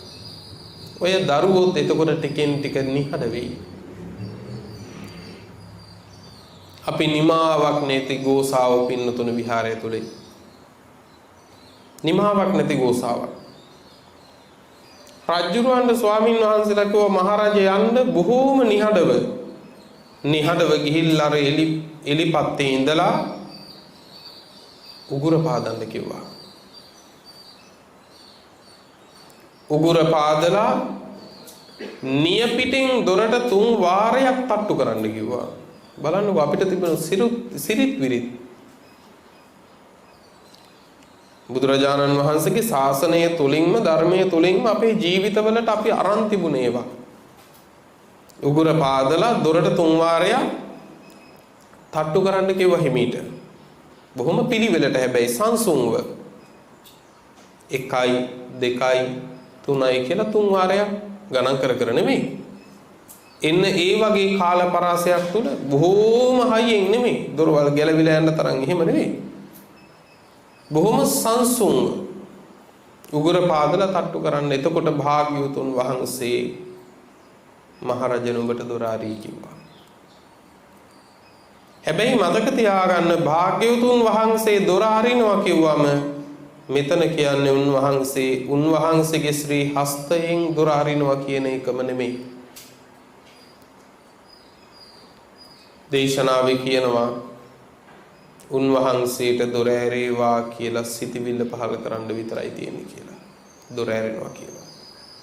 උන්වහන්සේ දොර විවර කරන්නේ අතින් නෙමෙයි සිතෙන්. සිතවිල්ල පහර කරන්න විතරයි තියෙන්නේ. දැන් කුසල් මහරජුරෝ තමන්ගේ කඩුවයි නලල් පටයයි කියන්නේ හැම වෙලාවකම පින්නතුනේ ඔටුන්න හිස පැලඳගෙන ඉන්නේ නලල් පටයයි කඩුවයි මිරිවැඩි සංගල ආදියයි ඒ සියල්ල පින්නතුනේ ගලවලා දුන්නා. ගලවලා දීලා දීඝකාරායනට කිව්වා මේ ටික තියාගන්න කියලා. එතකොටම දීඝකාරායන දැනගත්තා මේ කියන්නේ මට එන්න එපා කියලා. ඔන්න බලන්න අවබෝධය කියන එක. ඒ කියන්නේ මට එන්න එපා කියලා. අපි නම් කරන්නේ ඒක තව කෙනෙකුට දීලා එයත් එන එකනේ. ඔයා මේක තියාගන්නකෝ මාත් යන්නම් කියලා. අන්න ඒ වගේ අපි සිහි බුද්ධියෙන් නෙවෙයි ජීවත් වෙන්නේ. දීඝකාරායන සිහි බුද්ධියෙන් හිටියා. හිතුණා මේ මට එන්න එපා කියලායි කියන්නේ. ඒ කියන්නේ බුදුරජාණන් වහන්සේ එක්ක රහසිගතව පිළිසඳර කතාවක් රජුරෝ කරන්නයි යන්නේ. දැන් කුසල් මහ රජුරෝ විහාරයට ගියා. හැබැයි මේ අවස්ථාවෙන් ප්‍රයෝජන ගත් දීඝකාරායන. දැන් දීඝකාරායන දන්නවා බුදුරජාණන් වහන්සේ එක්ක ඇතුළාන්තේ බර සංවාදයක් ඒකාන්තෙන්. ඒකයි මේ සියල්ල මට දීලා ගියේ. දීඝකාරායන ඔය අතරේ මොකද කළේ? වහාම එක අශ්වයෙකුත් එක මෙහෙකාරියෙකුත් එකම එක අසිපතකුත් විතරක් ඉතුරු කරලා අන් සියල්ල පින්වතුනේ අරගෙන වහාම පිටත් වුණා විදුඩබ ළඟට. කවුද විදුඩබ කියන්නේ? විදුඩබ කියලා කියන්නේ කොසල් මහරජුරවන්ට දාව ඉපදිච්ච 16කගේ කුසේ ඉපදිච්ච දරුවා. විදුඩබ කියන්නේ කොසල් මහරජුරවන්ට දාව 16කගේ කුසේ ඉපදිච්ච දරුවා. කුලවතෙක් නෙවෙයි. කුලහීනෙක් එදා. දවසක් කිසියම් දෙයකට විදුඩබ රජමාලිගයට ඇවිල්ලා කතා බහ කරලා ගියාට පස්සේ ආපහු යමක් අතපසු වෙලා විදුඩබගේ පුරුෂයෙක් රාජමාලිගයට ආපහු එවුවා කුසල් රජුරුවන්ගේ. එනකොට විදුඩබ ඉඳගෙන ඉඳපු පුටුව හොදනවා. මේක ගිහිල්ලා විදුඩබට කිව්වා මේ පුරුෂයා ස්වාමීනි රජමාලිගාවෙන් ඔබ වහන්සේ ඉඳගෙන ඉඳපු පුටුව හොදනවා. කුලහීනෙක් ඉඳගත්තා කියලා. අන්න එදා වෛර බැඳගත්තා විදුඩබ. විදුඩබත් බලාගෙන හිටියේ රාජ්‍යය ගන්න. දීඝකාරායන කොසල් මහ රජුරෝ විහාරේ මේ සාකච්ඡාව කෙරෙන අතරතුර පින්නතුනේ දීඝකාරායන වහාම ගියා විදුඩබ හම්බ වෙන්න. ගිහිල්ලා විදුඩබට කිව්වා යහළුව වහාම සේසතෝ සවන්න කිව්වා. වහාම සේසතෝ සවන්න කිව්වා. විදුඩබ කිව්වා මිත්‍රය මගේ පියා මට මොනවා කරයිද කියලා ඇහුවා. පියාගෙන නම් අහන්න එපා ඉක්මනට සේසතෝ සවන්න කිව්වා. යහළුව නුඹ එසෙව්වේ නැත්තම් මං ඔසවනවායි කිව්වද නම්.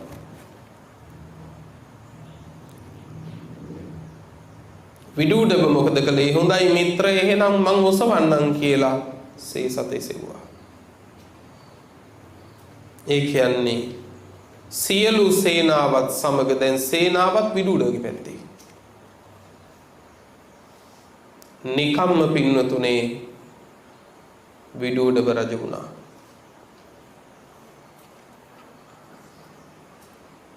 කොසල් මහරජුරෝ පින්නතුනේ මේ ධම්මචේති සූත්‍රය සාකච්ඡා කළේ නැහැ තාම බුදුරජාණන් වහන්සේ එක්ක.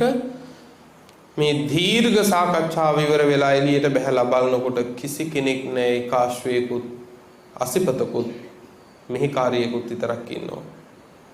කඳවුරු බඳින තැනට ගිහිල්ලා බැලුවා එතනත් නැහැ. අන්තිමේදී මෙහි කාර්යයෙන් තොරතුරු අහලා තමයි දැනගත්තේ. අන්තිමේදී කල්පනා කළා දැන් මම රජමාලිගයට ගියොත් නම් ඒකාන්තයෙන් සිද්ධ වෙන්නේ මරුම් කන්න. දීඝකාරායන හිතාගෙනයි හිටියේ. හැබැයි කොසල් රජුගේ ජීවිතේට ආසයි නම් මේ පැත්තට නම් ආයින්න එපයි කියලා. ජීවිතේට ආසයි නම් ආයි මේ පැත්තට රජුරෝ ඉන්නේ නැති වෙයි කියලා හිතාගෙනමයි හිටියේ. රජුරෝ හිතුවා ඒ පැත්තට නම් යන්නේ කේ තරම් හොඳ නැහැ. බොහෝම සිත් ඇවුලින් ඉඳලා තමන්ගේ රාජධානියේ තමන්ගේ රජමැදුරටවත් යන්න බැරිව පින්වතුනේ එළියේ නගරයෙන් බැහැරව තිබුණු ශාලාවක මෙහි කාර්යයේ උකුලෙම පින්වතුනේ මේ වියපත් රජුරෝ මැරිලා ගියා. වෙන කෙනෙක් කළා නෙමෙයි පුතා තමයි හතුරුකම කළේ තාත්තට. දරුවෝ මට පිහිටට ඉන්නේ දරුවෝ කියලා මේ බුද්ධ ශාසනය අතෑර ගන්න හදන මව්වරු පියවරුත් ටිකක් හිතුවොත් හොඳයි. මේ ඔක්කොම අයිතිවාසිකම් තියෙන්නේ මැරෙනකන් විතරයි.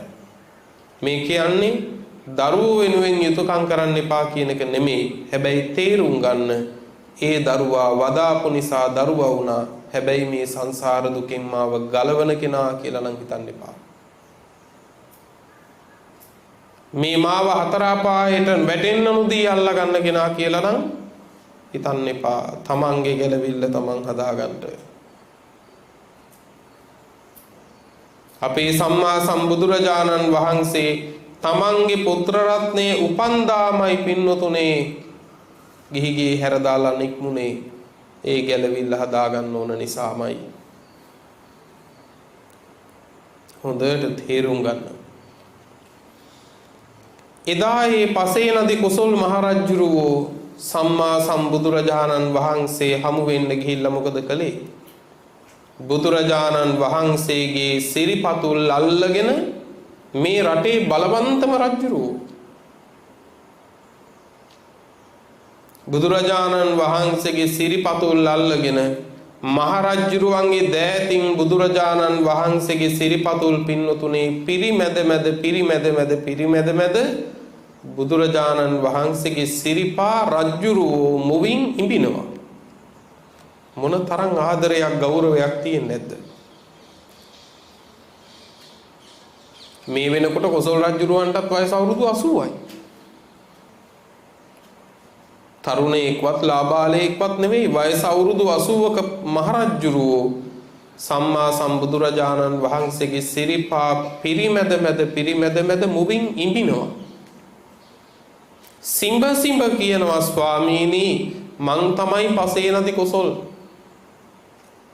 ස්වාමීනි මං තමයි පසේ නදි කොසල් කිය පිරිමැද සිඹ කියනවා.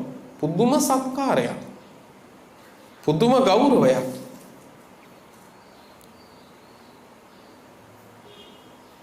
සම්මා සම්බුදුරජාණන් වහන්සේ ඇහුවා මහරජ මේ තරම් තථාගත ශරීරයට සත්කාර කරන්නේ කුමක් නිසාද කියලා ඇහුවා. මේ තරම් මුළු රාජධානියක පිරිස නුඹට මේ තරම් ගරු කරද්දී මහරජ නුඹ තථාගත ශරීරයට මේ තරම් සත්කාර කරන්නේ මොකක් දැනගෙනද කියලා ඇහුවා. මොනවා නිසාද? ඒ වෙලාවේ කුසල් මහරජුරෝ කියනවා ස්වාමීනි කරුණු කාරණා නොදැනගෙන නෙමෙයි, කරුණු කාරණා දැනගෙන ඔබ වහන්සේ පිළිබඳවත් ඔබ වහන්සේගේ ධර්මයේ පිළිබඳවත් ඒ ධර්මයේ අනුව පිළිපැදපු මහා සංඝරත්නයේ පිළිබඳවත් මට කාරණා 90 වැටහීමක් ගෞරවයක් තියෙනවා කිව්වා. නිකන් අනවබෝධයෙන් උඩින් පල්ලෙන් පැහැදිච්ච එකක් නෙමෙයි. නිකන් උඩින් පල්ලෙන් දැනගෙන පැහැදිච්ච පැහැදීමක් නෙමෙයි. උඩින් පල්ලෙන් පැහැදුනාම මොකද වෙන්නේ? අතන හොඳයි කියලා දෙන්නේ දුවනකොට ඒ පැත්තට දුවනවා.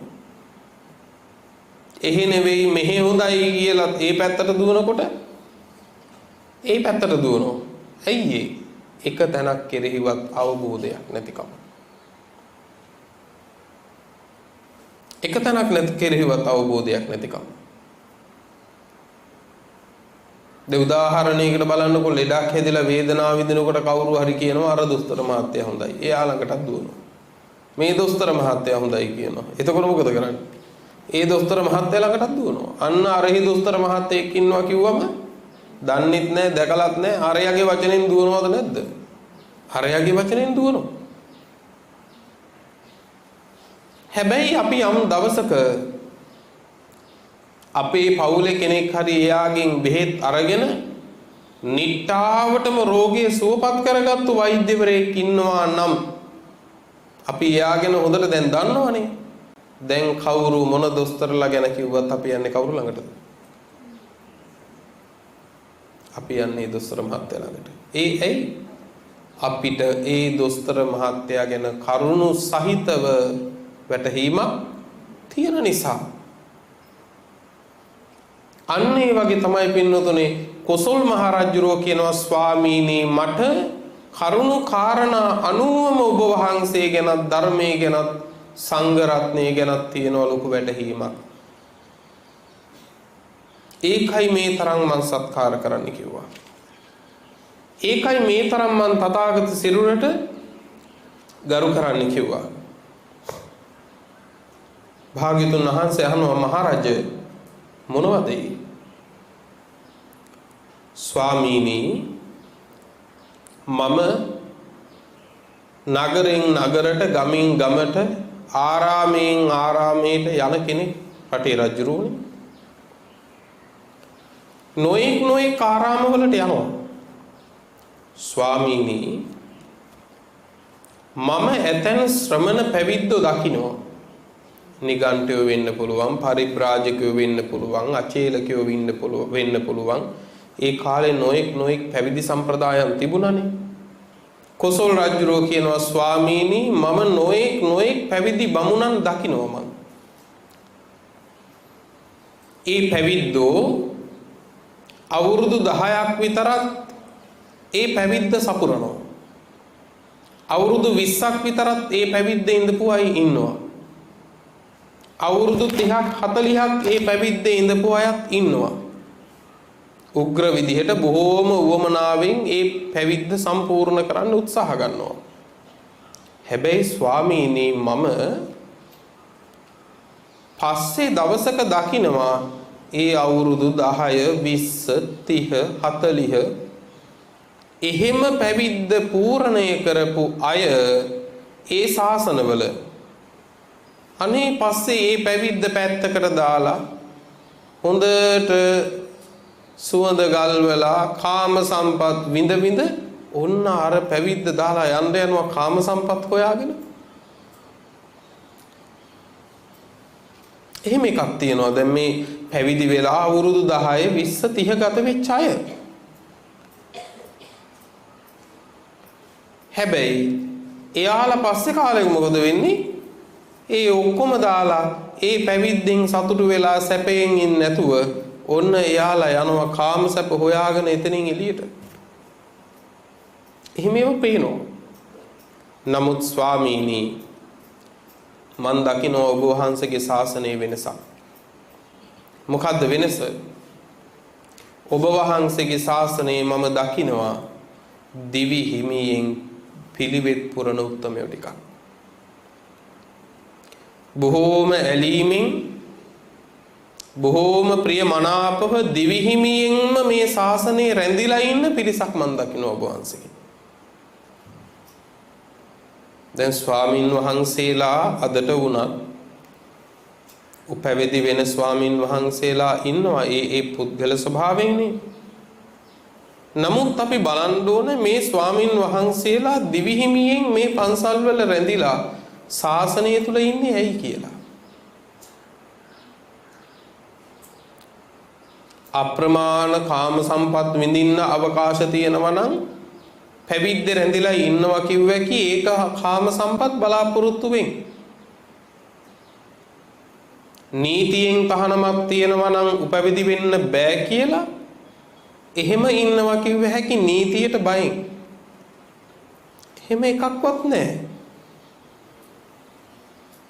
නමුත් උන්වහන්සේලා තරුණ ජීවිතවල තරුණ ජීවිතයේ පැවිද්දට යට කරලා තියෙනවා.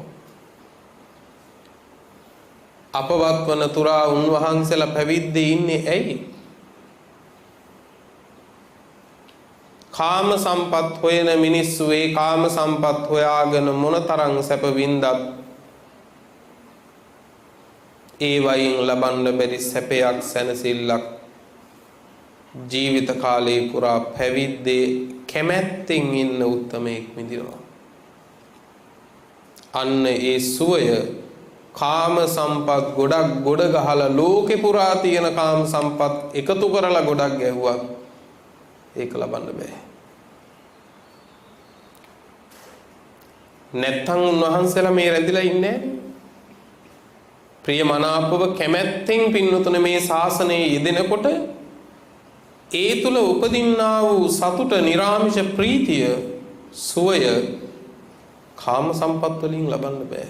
ඒ නිසා තමයි උන්වහන්සේලා කිස් රැවුල් බාලා කිස් වැවෙන්නේ නැතුව නෙමෙයි. රැවුල් වැවෙන්නේ නැතුව නෙමෙයි. නියපොතු වැවෙන්නේ නැතුව නෙමෙයි. සියලු විලාසිතා හැමදේම පැත්තකට දාලා කිස් ටික නැතත් රැවුල් ටික කිස් රැවුල් බාලා හැමදේම කරලා මේ පරිත්‍යාගි කරන්නේ සුවය ඊට වඩා වටින හින්දා. කොසල් රජුගේ ස්වාමීනි මට ඒක පේනවා කිව්වා. ඒ කාරණෙන් මම ඔබ වහන්සේ කෙරෙහි පුදුම පැහැදීමක් තියෙන කිව්වා. මේ ධර්මයේ විශාල සැනසීමක් තියෙන නිසාමයි උන්වහන්සේලා මේ දිවි හිමියෙන් ඉන්නේ. යන්න බැරි කමකට නෙමෙයි. යන්න පුළුවන් සිවුර දාලා යනවා නම් යන්න පුළුවන්. ඉන්නේ මේ ධර්මයේ අප්‍රමාණ සැනසෙල්ලක් තියෙන නිසාමයි. මං ඒක දැනගෙන ඉන්නේ කිව්වා. ස්වාමීනි ඒ විතරක් නෙවෙයි.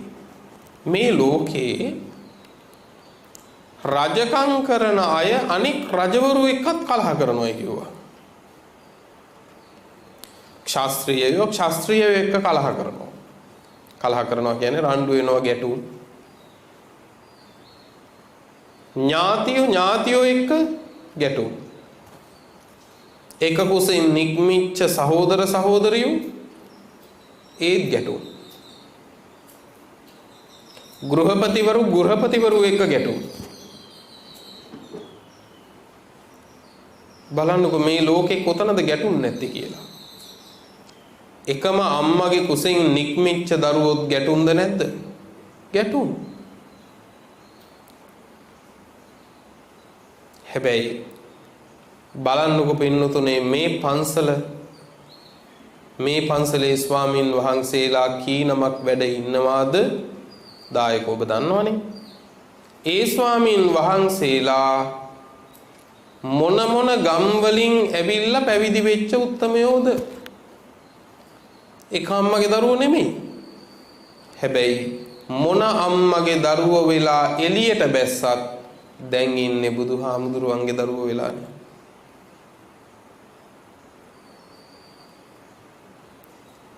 කොච්චර ලස්සනද බලන්නකො. වෙන ගම් වලින් වෙන දෙමව්පියන්ගේ දරුවෝ. හැබැයි ශාසනයට ඇවිල්ලා හිස මුඩු කරලා භාග්‍යවතුන් වහන්සේගේ චීවරය පෙරෙව්වට පස්සේ අපේ අම්මත් භාග්‍යවතුන් වහන්සේ, අපේ පියතුමත් භාග්‍යවතුන් වහන්සේ. ඉතින් අපි උදේ හවස මහබෝ මහසෑ මළුවලට ගොඩ වෙලා විහාරයට ගිහිල්ලා මල් නෙලලා බුදු පියාණන් වහන්සේ ඉස්සරහා අමා මෑණියන් වහන්සේ බුදු පියාණන් වහන්සේ කියලා අපි වඳිනවා. නානා කුලා පබ්බජිතා නානා ජනපදේහිච අඤ්ඤ මඤ්ඤං පියායන්ති. එක ගම් වලින් එක ජනපද වලින් එක පවුල් වලින් ඇවිල්ලා පැවිදි වුණාට හැමෝම එකිනෙකාට ප්‍රියයි. වැඩිහිටියෙක් නම් දුටු තැන වන්දනා කරනවා ගෞරවයෙන්. මේ විනය හැදුවේ මේ නීතියෙන් දඩ ගහලා එහෙම නෙමෙයිනේ. මේ ධර්මයේ ආශ්චර්යයද නැද්ද? මේ ධර්මයේ ආශ්චර්යයි පින්නතුනේ. ගැටුම් ඇති වෙන්න පුළුවන්. ගැටුම් ඇති වෙනකොට තින් අපි දැනගන්න ඕනේ මොකද්ද? ධර්මය ඒ අය හඳුනගෙන නැහැ කියලා. එච්චරයි. නමුත් මේ ශාසනයේ මොන තරම්නම් ගැටුම් වාද විවාද කලකෝලාහල නැතුව ඉන්නවද බලන්නකො පින්නතුනේ. කොච්චර නිරවුල්ද? ස්වාමීනි මට අන්න එහෙම පැහැදීමක් තියෙනවා ඒක ඔබ වහන්සේගේ ධර්මය ඒ තරම් ඒ මිනිස්සුන්ගේ සංයමයකටපත් කරලා තියෙනවා. මට අන්න ඒ පිළිබඳව කරුණු අවබෝධයෙන්ම ස්වාමීනි වැටහීමක් තියෙනවා ඒක. මං ඒකයි ඔබ වහන්සේට මේ තරම් ගෞරව කරන්නේ. මේ ධර්මයට සත්කාරයක් සංග්‍රහයක් කරන්නේ.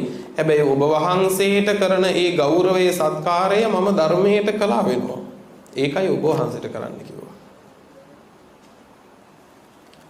ඊළඟට කියනවා ස්වාමීනි මම නොඑක් නගරවල නොඑක් ගම් නියම් ගම්වල නොඑක් ආරාමවලට යනවා. ස්වාමීනි ඒ යනකොට මට පේනවා සමහර පැවිද්දෝ කියන්නේ හාමුදුරුවරුම නෙවෙයි ශාසනයේ. ඔය ආජීවක නිගණ්ඨ ආදී නොඑක් පැවිදි වර්ගයේ ඉන්නවනේ. අනේ ස්වාමීනි මේ සමහර පැවිද්දෝ ඉන්නවා වරක් බැලුවොත් ආය බලන් හිතෙන්නේ නැහැ කිව්වා. වාරයක් ඒ අය දිහා බැලුවොත් ආය බලන් හිතෙන්නේ නැහැ. කිසි ප්‍රියමනාපකමක් නැහැ කිව්වා. කිසි ප්‍රියමනාපකමක් නැහැ. ශරීරේ දුර්වර්ණ වෙලා නහර ඉලිප්පිලා ඒ විතරකුත් නෙවෙයි. කෙස් රැවුල් හරියට කපලා පිරිසිදු වෙලත් නැහැ. වරක් බැලුවොත් ආපහු බලන්න හිතෙන්නේ නැහැ. ඒ තරම් මේ හරීම ඒ ශරීර සුවයෙන් සැනසෙල්ලෙන් ඉන්න බවක් නැහැ. බොහොම පීඩාකාරීව ඉන්න බවක් තමයි තේරෙන්නේ. මට ඒ අය දැක්කම හිතෙන්නෙම එක දෙයයි ස්වාමීනි. මොකද්ද? එක්ක මට හිතෙනවා ඒ අය ඒ පැවිද්දේ ඉන්නේ කැමැත්තෙන් නෙවෙයි කියලා. යන්න බැරුවට කරන්න දෙයක් නැතුවට ඉන්නවයි කියලා. එතකොටත් දුකක් නේ. එහෙම දුකෙන් පීඩාවෙන් ඉන්නකොටත් ඔය වගේ විරූපී වෙන්න පුළුවන්. එක්කෝ ඒ අය ඒ පැවිද්දේ ඉන්නේ කැමැත්තෙන් නෙවෙයි කියලා මට හිතෙනවා. එහෙම නැත්නම් ඒ අය හොරෙන් මොකක් හරි පාපයක් කරලා තියෙනවා. රහසෙන් මොකක් හරි පාපයක් කරලා තියෙනවා. අන්න ඒ කරපු පාපේ ඇතුළාන්තේ වේදනා දෙනකොට තමයි මේ විදිහට පීඩාව විඳලා විරූපී වෙන්නේ. ඔන්න අපිට ඊළඟට හිතන්න තියෙන කාරණේ. යම් කිසි කෙනෙක් ගිහි හෝ වේවා පැවිදි හෝ වේවා පීඩාවකින් විරූපී වෙලා කෙස් රැවුලවත් පිරිසිදු කරගෙන ඉන්නේ නැත්නම් එක්කෝ එයා ඉන්නේ ශාසනය කෙරෙහි කැමැත්තෙන් නෙමෙයි, එක්කෝ එයා ඇතුළාන්තේ වැරදිකාරයෙක්. ඔබේ වේවා මගේ වේවා මේ ඉරියව් වලින් ගති පැවතුම් වලින් මුහුණෙන් ප්‍රසාදයෙන් පෙන්눔 කරන්නේ සිතේ තිබෙනා වූ නිර්වද්‍ය භාවයයි. මේ කියන්නේ ගෙදරක බඩු තියෙන විදියෙන් හිතාගත්ත කි එයාගේ හිත කොහොමද කියලා. එහෙම එකක් තියෙනවා නේද? හැම දෙයක්ම මේ තැන්වල දාලා හැම තැනකම පිළිවෙලක් නැත්තම් හරි අපිරිවෙලයි නම් අතු ගාලා නැත්තම් සෝදපු රෙදි සෝදන්න තියෙන රෙදි වෙන් කරගෙන නැත්තම් අපිට තේරෙනවා ගේ මෙහෙමනම් හිත කොහොමද?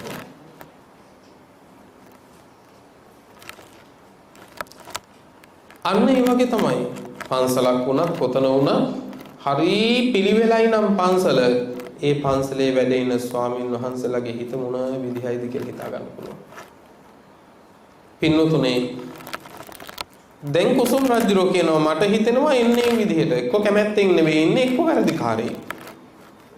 නමුත් ස්වාමීනි ඔබ වහන්සේගේ ශ්‍රාවකයෝ බලපුවාම හරි ප්‍රියයි කියනවා.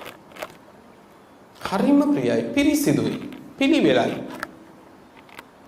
කෙස් රැවුල් මනාව කපලා මනාකොට සිවුරු පෙරවලා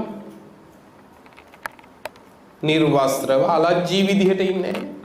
මනාකොට සිවුරු පෙරවනවා. සිවුරු පෙරවන්නත් තියෙනවා විනය නීති පින්නතුනේ. මේ සිවුර පෙරවන්න අඳුනේ අඳින්න මේවට අපිට විනය නීති තියෙනවා. ඔය ඇත්තන්ට රිදී අඳින්න විනය නීති නැහැ නේද? ඒ වුණාට සිවුර පෙරවන එකේ විනයක් තියෙනවා නීතියක් තියෙනවා. මේවා අපි නොදැනනේ බොහෝ විටකදී හැසිරෙන්නේ ශාසනය තුල. දැනගන්න ඕන දායකයෝ. දානේ වළඳද්දී විනයක් තියෙනවා අපිට. ඒවා දැනගෙන ස්වාමින් වහන්සේලාගේ අවතුම් බලාගෙන ඉන්න අය හරි සතුටු වෙනවා මේ ශාසනය කොයි තරම් ශ්‍රේෂ්ඨද. කොයි තරම් ශ්‍රේෂ්ඨද. ශරීරේ නිරාවරණය වෙන්න අලජ්ජී විදිහට ස්වාමින් වහන්සේලාම පාරේ වඩින්නේ නැහැ. ඒ ඔබ වහන්සේගේ ශාසනයේ ස්වාමීන් වහන්සේලා හරි ප්‍රසාදයි කිව්වා. අන්නේ ප්‍රසාද ජනක භාවයේ නිසා මට හිතෙනවා මේ හාමුදුරුවරු නම් ඒකාන්තෙන් හරි ආසාවෙන් මේ ශාසනයේ ඉන්නේ. සමහර අය ඉන්නවා නොතේරෙන කාලේ ආවට පස්සේ තේරෙනවානේ මේක හරියන්නේ නැහැ කියලා. එතකොට ඒ කනගාටුවෙන් ඉන්නේ. එහෙනම් මට හිතෙනවා ඔබ වහන්සේලා ගැන ශාසනයට එන කාලේ තිබුණු ප්‍රසාදේම දැනුත් තියෙනවා කියලා. ඒ කියන්නේ මේ ශාසනය පරිපූර්ණ ශාසනයක්. මට එහෙම හිතෙනවා ස්වාමීනි. කොසල් රජුන් තියෙන වැටහීම බලන්නකො වෙනවා. මොනතරම් ශ්‍රද්ධා ගෞරවයකින් ශාසනය කෙරෙහි පිළිපැදලා තියෙනවද කොසල් රජු. ඊළඟට කියනවා ස්වාමීනි මට මෙහෙම එකකුත් හිතෙනවා.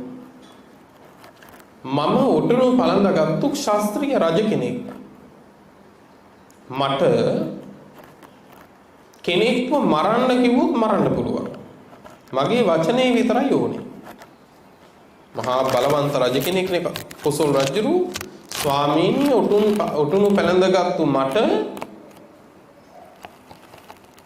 කෙනෙක්ව මරන්න ඕන නම් මරන්න පුළුවන්. ඒ ගැන අහන්න කෙනෙක් නෑ. පිටුව අහල් කරන්න ඕන නම් පිටුව අහල් කරන්න පුළුවන්. සියලු ධනෙ රාජසන්තක කරන්න ඕන නම් මට ඒක කරන්න පුළුවන්. ආයේ කාගෙන්වත් අහන්න ඕන කමක් නෑ. මට ඒකට බලය තියෙනවා. නමුත් ස්වාමීනි එච්චර හරියක් මට කරන්න පුළුවන්. මරනවා නම් මරන්න පුළුවන්, රාජසන්තක කරන්න පුළුවන්, ධනෙ රටෙන් පිටු වහල් කරන්න පුළුවන්. මට කරන්න බැරි දෙයක් නෑ ඒ අයට. හැබැයි ස්වාමීනි එහෙව් මම විනිශ්චය ශාලාවේ විනිශ්චය කරනකොටත් මේ මිනිස්සු මේ පසුකුසු ගාලා කතාවට. දැන් හොඳටම දන්නවා කේන්ති ගියොත් එහෙම මරණවයි කිව්වොත් මරන්න පුළුවන්. රටින් එලවනවයි කිව්වොත් එලවන්න පුළුවන්. එච්චර හරියක් කරන්න පුළුවන් මම විනිශ්චය ශාලාවේ ඉන්නකොටත් මේ මිනිස්සු අතරින් පතර කතාව. ඉතින් මම කියනවා අනේ පින්නතුන් කෑ ගහන්න එපා. මං කතා කරද්දී ඊයස්ෙන් කතා කරන්න එපා කියලා. ස්වාමීනි මොන ඒත් ඒ ඇස්සේ කතා කරනවනේ.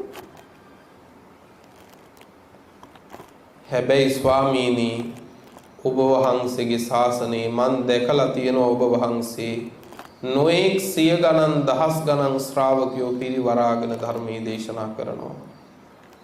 ස්වාමීනි මම මරන්න පුළුවන් බලය තියෙද්දි මං කතා කරද්දී ඒ ඇස්සේ අය කතා කරනවා. ඔබ වහන්සේ කඳු ආයුධයක්වත් අතේ තියාගෙන නැහැ. ඔබ වහන්සේ ධම් සභාවේ බණ කියනකොට දහස් ගණනක් බණ ඇහුවත් කිවිසුමක් යන සද්දයක්වත් නැහැ කිව්වා. දඬුවම් කරලා නෙමෙයි. පිටුවහල් කරලා මරලා නෙමෙයි. පුදුමයි කිව්වා මට. කිසි ආයුධයක් නැතුව ඔබ වහන්සේ මෙච්චර පිරිසක් මේ විදිහට හැදුවේ කොහොමද කියලා. මේ විදිහට හැදුවේ කොහොමද? ඒක අදටත් පේනවනේ පින්නතුනේ. ගිහි අය කෑම කනකොට කොච්චර සද්දෙද? ස්වාමින් වහන්සේලා දන් වළඳනකොට.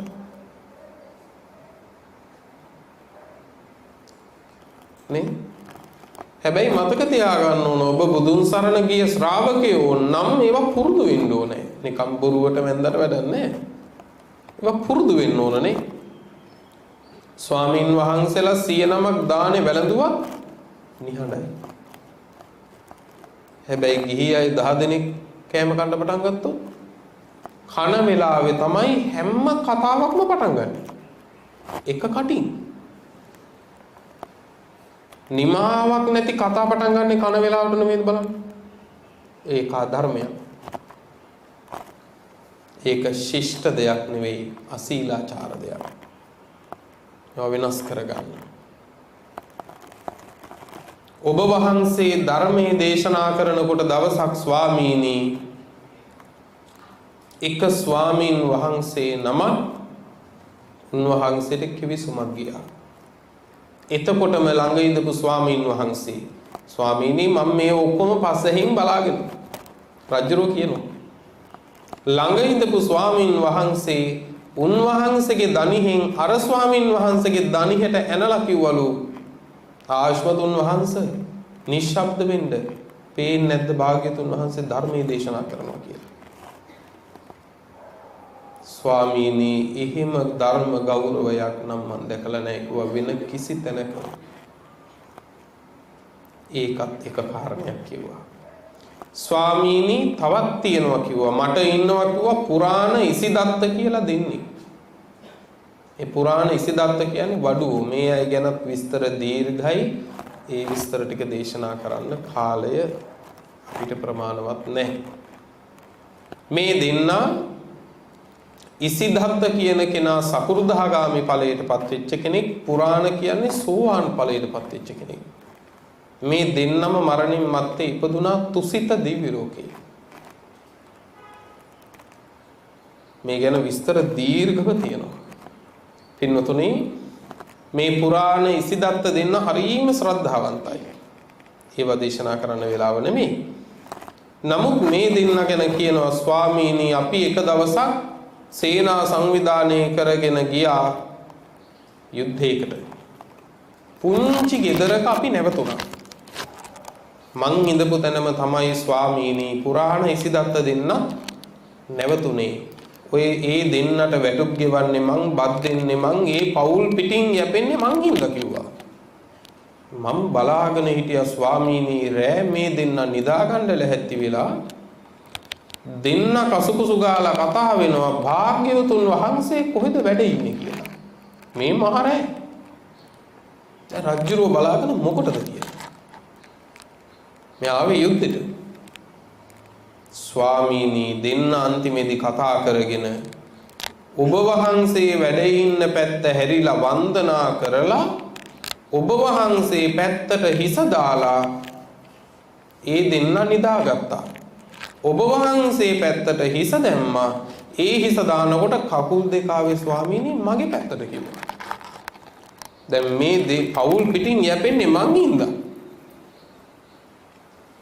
පවුල් පිටින් යැපෙන්නේ මං හින්දා.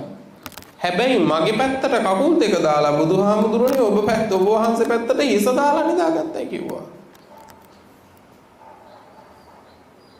ඒ තරම් ඔබ වහන්සේ කෙරේ ගෞරවයක් කිව්වා. දැන් මෙතෙන්දී අපිට එකක් කියන්න වෙනවා. පුරාණ ඉසිදත්ත වැනි ශ්‍රාවකයෝ එහෙම වෙනකොට අද මේ ධර්මද්වීපයයි කියා ගන්න රටේ බෞද්ධයෝ බහුතරය කියා ගන්න බෞද්ධ රටේ කසිකබල් දේශපාලකයෝ සරණ ගිහිල්ලා බුදුහාමුදුරුවන්ගේ පුත්‍ර වෙච්ච හාමුදුරුවන්ට දොස් නගන දායකයෝ නැද්ද? හාමුදුරුවන්ගේ පැත්තට කකුල් දෙක දාලා දේශපාලකයාට මල් මාලා දාගෙන ඔළුව තියෙන මිනිස්සු නැද්ද? ඔන්න ඕවත් සකස් වෙන්න ඕන පිළිතුරේ. අද බුදුන් සරණ ගියා, දහම් සරණ ගියා, සංඝුන් සරණ ගියා කිව්වට මුග දෙනෙක් ඉන්නේ දේශපාලකයෝ සරණ ගිහිල්ලා. ඒ උළුත් හේදෙන්න ඕන පිළිතුරේ ධර්මයේ. එදා පුරාණ ඉසිදත්ත බුදුහාමුදුරුවන්ගේ පැත්තට හිස දාලා රජුරුවන්ගේ පැත්තට කකුල් දෙක දාලා නිදාගත්තා. ඒකත් එකක් කිව්වා. මේ කෙටියෙන් කියන්නේ. අවසානයේ එකක් කියනවා. ස්වාමීනි තවත් එකක් තියෙනවා කිව්වා. ඔබ වහන්සේත් ශාක්‍ය ජනපදයේ කිව්වා. ස්වාමීනි මාත් ශාක්‍ය කිව්වා. ඔබ වහන්සේ උපන්නේ කොසල් රටේ. භාග්‍යතුන් වහන්සේ මම උපන්නේ කොසල් රටේ කිව්වා. ස්වාමීනි ඔබ වහන්සේටත් වයස අවුරුදු 80යි මටත් 80යි කිව්වා. ඔන්න තවත් ගැළපෙන හරි ලස්සන තැනක්. ඔබ වහන්සේටත් 80යි මටත් 80යි කිව්වා. ඒකයි මෙච්චර ප්‍රිය කිව්වා. මේ ඔක්කොම කියලා අන්තිමේදී ස්වාමීනි වැඩත් වැඩි රජ කෙනෙක්නේ මං යන්නම් ස්වාමීනි කියලා වන්දනා කරලා ගියා. හැබැයි ආපහු රජෙක් හැටියට යන්න බැරි වුණා. මං කාරණේ ඔබට කිව්වනේ. පින්වතුනි සම්මා සම්බුදුරජාණන් වහන්සේ රජුරෝ පිට වුණාට පස්සේ වදාලා මහණෙනි කොසල් රජුරෝ ඇවිල්ලා මං වෙනුවෙන් ධර්මසෑයක් හැදුවා කිව්වද? මං වෙනුවෙන් ධර්මසෑයක් හැදුවයි කිව්වා. ධර්ම චෛත්‍යයක් හදලා ගියා කිව්වා කොසල් රජුරෝ. මහණෙනි ඒ ධර්මපරයය ඉගෙන ගන්න කිව්වා. දරා ගන්න කිව්වා. ඒක බොහෝම සුවදායකයි කියලා නොඑක ආකාරයෙන් භාග්‍යවතුන් වහන්සේ ගුණ වර්ණනා කළා. පින්වතුනි දේශනා කළේ මජ්ක්‍ධිම නිකායේ සඳහන් වෙන ධම්මචේතිය කියන සූත්‍ර දේශනාවයි. දේශනාව අහලා පිටත් වුණා. කුසල් මහ රජුරවන්ට රාජ්‍ය අහිමි වෙලා ඒ වෙනකොටත් පින්වතුනි අන්තිමේදී නගර ශාලාවක රටේ මහ රජුරෝ බොහොම අනාථයෙක් හැටියට මරණයටපත් වුණා. හොඳට ජීවිතයේ සංසාරය ගැන තීරුම් ගන්න. තමන්ගේ පිහිට තමන් හදාගන්න.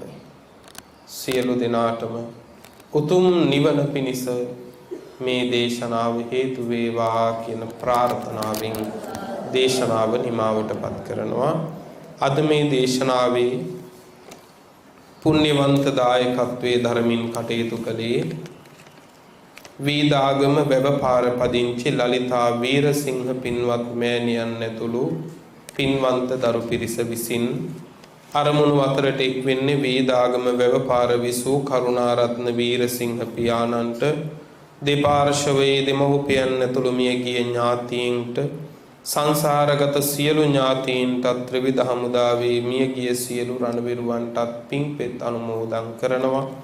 ශ්‍රී සුවිශුද්ධාරාම විහාරාධීශ්වර නම කියන්නට අවසරයි අතිගෞරවාර්හ වීදාගම පඤ්ඤා සෝමනායක මාහිමියන් වහන්සේට සහ විහාරවාසී සියලු ස්වාමීන් වහන්සේලාටත් දේශකයාණන් වහන්සේටත් එවැගේම සජිනී ලක්ෂිකා ගෙබිනි මාතාවටත් ලලිතා වීරසිංහ සහ චිත්‍රා ප්‍රනාන්දු යන මෑණිවරුන්ටත් සසිඳු ටෙෂාන් පුතණුවන්ටත් පින්කමට සහාය දුන් සහභාගී වූ සියලු දෙනාටත් ආශිර්වාදේ ප්‍රාර්ථනා කරන්නට සත්පුරුෂ පින්වන්ත පිරිස බලාපොරොත්තු වෙනවා.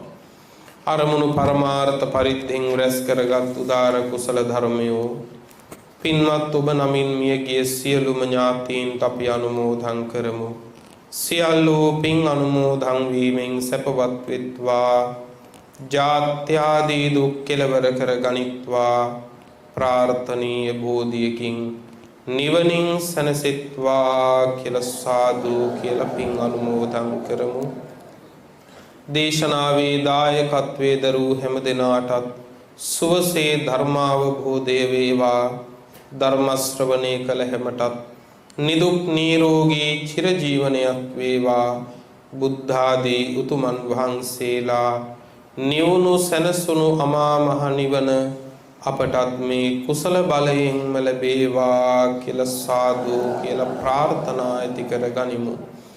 ලොව සසුන සුරකින්න සියලු සම්මා දිට්ඨික දිව්‍ය රාජ මණ්ඩලයටත් පින් ලැබේවා. පින් අනුමෝදන් වන දිව්‍යංගී දේවාරක්ෂාවත් ඔබට අපිට ලැබේවා. උතුම් නිර්වාණ සම්පත් දෙවියෝද ලබත්වා කියලා සාදු කියලා දෙවියන්ට පින් අනුමෝදන් කරමු. ආකාසට්ඨා ච බුම්මට්ඨා දේවා නාග මහිද්దికා පුඤ්ඤං තං අනුමෝදිත්වා චිරං රක්ඛන්තු ලෝක සාසනං චිරං රක්ඛන්තු ධම්ම දේශනං චිරං රක්ඛන්තු ත්වං සදා. පුරා අවුරුදු 25ක් ලෝතුරා සම්මා සම්බුදුරජාණන් වහන්සේ ළඟ ඉඳලා උන්වහන්සේට සියාතින් උපස්ථාන කළ අග්‍ර උපස්ථායක වූ මහා පිං ඇති ආනන්ද මහරහතන් වහන්සේ පින්වතුනේ මෙහෙම ප්‍රාර්ථනාවක් කළා. දස බල සේලප්පභවා නිබ්බාන මහා සමුද්ද පරයන්තා අට්ඨංග මග්ග සලිලා ජින වචන නදී චිරං වහතු. දස බල බුදුරජාණන් වහන්සේ නම් මහ පර්වතය මුදුනින් හටගත් අමා මහ නිවන නම් මහසයුර කෙළවර කොට ඇති ආර්ය අෂ්ටාංගික මාර්ගය නම් සිසිල් දිය පිරුණු ඒ උතුම් තථාගත බුද්ධ වචනය නම් වූ ගංගාව අපමණ සත්වයින්ගේ අනන්ත සංසාර දුක්ගිනි නිවාලමින් තව බොහෝ කල් ගලා බසීවා. සියලු සම්මාදිට්ඨික දිව්‍ය රාජ මණ්ඩලයටත් ඔබ අප හැමටත් මියගිය හැමටත් රට රකින්න විරුවන්ටත් සුවසේ පාරමී ගුණ පුරාගෙන ඉක්මන් භවයකදීම සසර දුකින් නිදහස් වෙන්න මේ මහත් ඵලදායක කුසල ධර්මයෝ හේතු වාසනා වේවා කියලා ප්‍රාර්ථනාවන් ඇති කරගනිමු. කවුරුත් ආශිර්වාද කරන තුරු වන්දනා කරගන්න. අභිවාදන සීලිස්ස නිච්ඡං බුද්ධාපචායිනෝ චත්තාරෝ ධම්මා වඩ්ඩන්ති ආයුවන්නෝ සුඛං බලං ආයුරාෝග්‍ය සම්පatti සග්ග සම්පatti මේවච අතෝ නිබ්බාන සම්පatti ඉමිනාතේ සමිජ්ජතෝ.